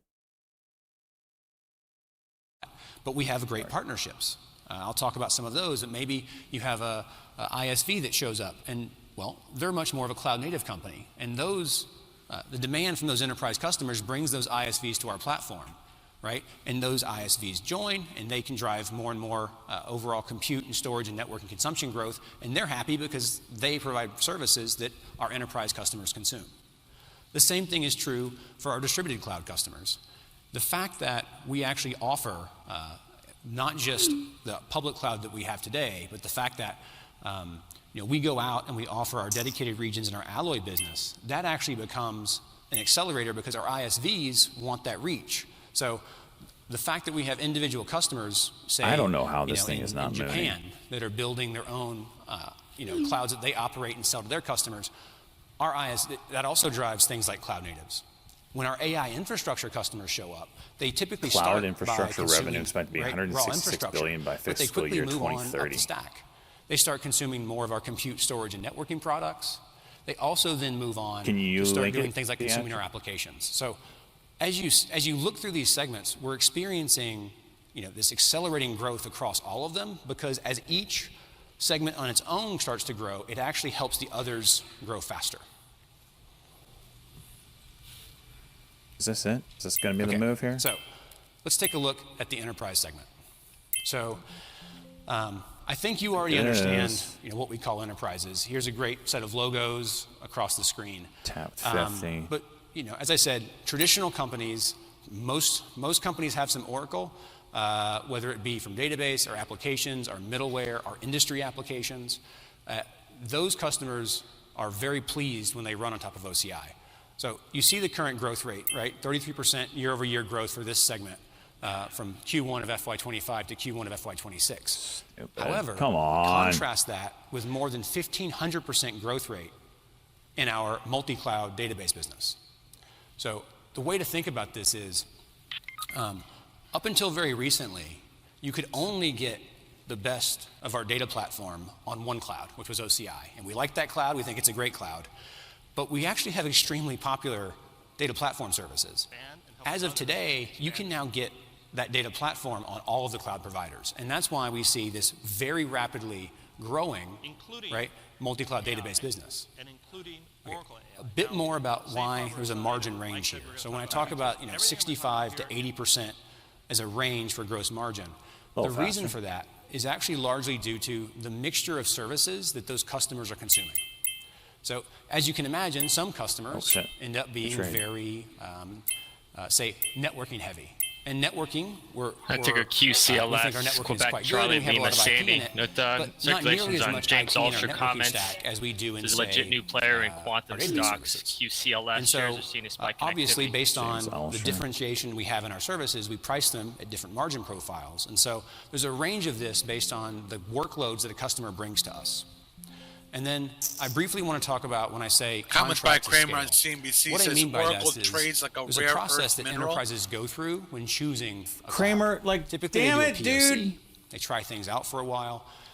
They then move forward. There's a contracting process. And then once that's done, there's also now an implementation phase. right? It takes, people don't move their most mission critical workloads overnight, right? And so as we see, the reason I bring up this contract to scale is that we see it move, the process of moving from initial product launch over to pipeline, and then actually to committed contracts, and then showing up as revenue. That process takes a certain amount of time for these types of customers, given the criticality of the workloads that they're bringing to OCI. Okay. There we go. So a little bit about why they're choosing OCI. Well, the most obvious reason is because it's a combination of our ecosystem, right? We have cloud infrastructure, but we also have the world's best database with Oracle Autonomous AI Database. We also have amazing applications, both horizontal and vertical, and we'll hear more about that in a few minutes. But even beyond Oracle workloads, OCI is the best platform for enterprise workloads. We built OCI to make it very seamless for you to take an existing enterprise application and move that to our platform. That's very different than building a platform that was designed only for new applications to be written in the cloud. We've been talking a lot about AI this week. We've been talking a lot about the AI data platform that brings together the great work we're doing with our Gen AI models, the work that we're doing with our new AI database, and the work that we're doing with our new agent service, all packaged together as part of our AI data platform. That being available in all of the clouds makes it very easy for customers to pick Oracle as a place to put their data.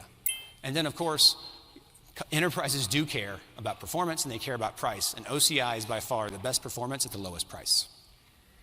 Okay, so here's an example of a specific customer, NASDAQ. A few years ago, they actually moved Cap Cloud over to OCI and runs exclusively on there. And obviously, far before that, they've been a database customer for a long time.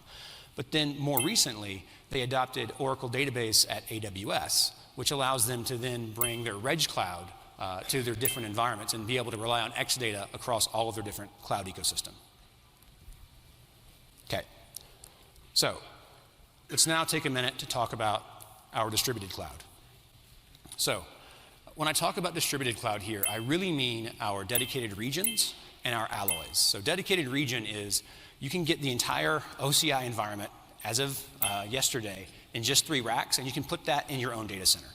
A great example for that is someone like a Vodafone who bought 6 of our dedicated regions to take our full cloud experience and run it right next to their network on premise. The other part of this business that we talk about is our alloy. So as an example, take someone like a NRI that bought dedicated region to begin with, but they're a technology company in Japan. They take our cloud, they add to it their differentiated IP, and they actually can go out and operate in a sovereign way and provide that to their customers in Japan. So as you can see, it's a very good growth rate, right? Growing 77% year over year already, with an average deal size of $67 million. Sequest? Oh my God. Now here, right, with gross margin is in a range between 40 and 60%. And it's not because these things are just fundamentally less profitable. Wow. It goes back to what I said about the enterprise section, which is it's all based on the mix of the services that those people are consuming. So when you have, say, a dedicated region that's almost exclusively used for database, the margin ends up being quite high. But a lot of our dedicated region customers, I've given back half the gains today. Essential infrastructure services, so, and those have a lower margin profile in general. IVF is one I'd be watching after hours. When I talk here about how there's 60 plus dedicated and alloy regions globally, we have a very large pipeline of this. And look, don't want to screw it up anymore. I went hard and hit heavy. Got dicked. Didn't like it. So, while I'm still ahead, we're going to call it. It's a good week so far, I feel like. It's not over yet. Let me see. What are we up on the week? I feel like it's like 5,000 or 6,000. Certainly not Jesse World kind of territory. But we're managing. October, we are up. QCLS. Nice. Or this week, we're up 9,000. Okay, it's a good week. October, we're up 13,000.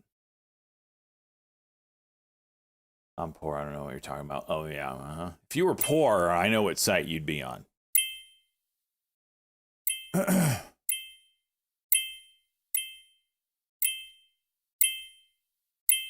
All right, you all have a good one. This QCLS is kind of juicing off of that comment from that social media dude.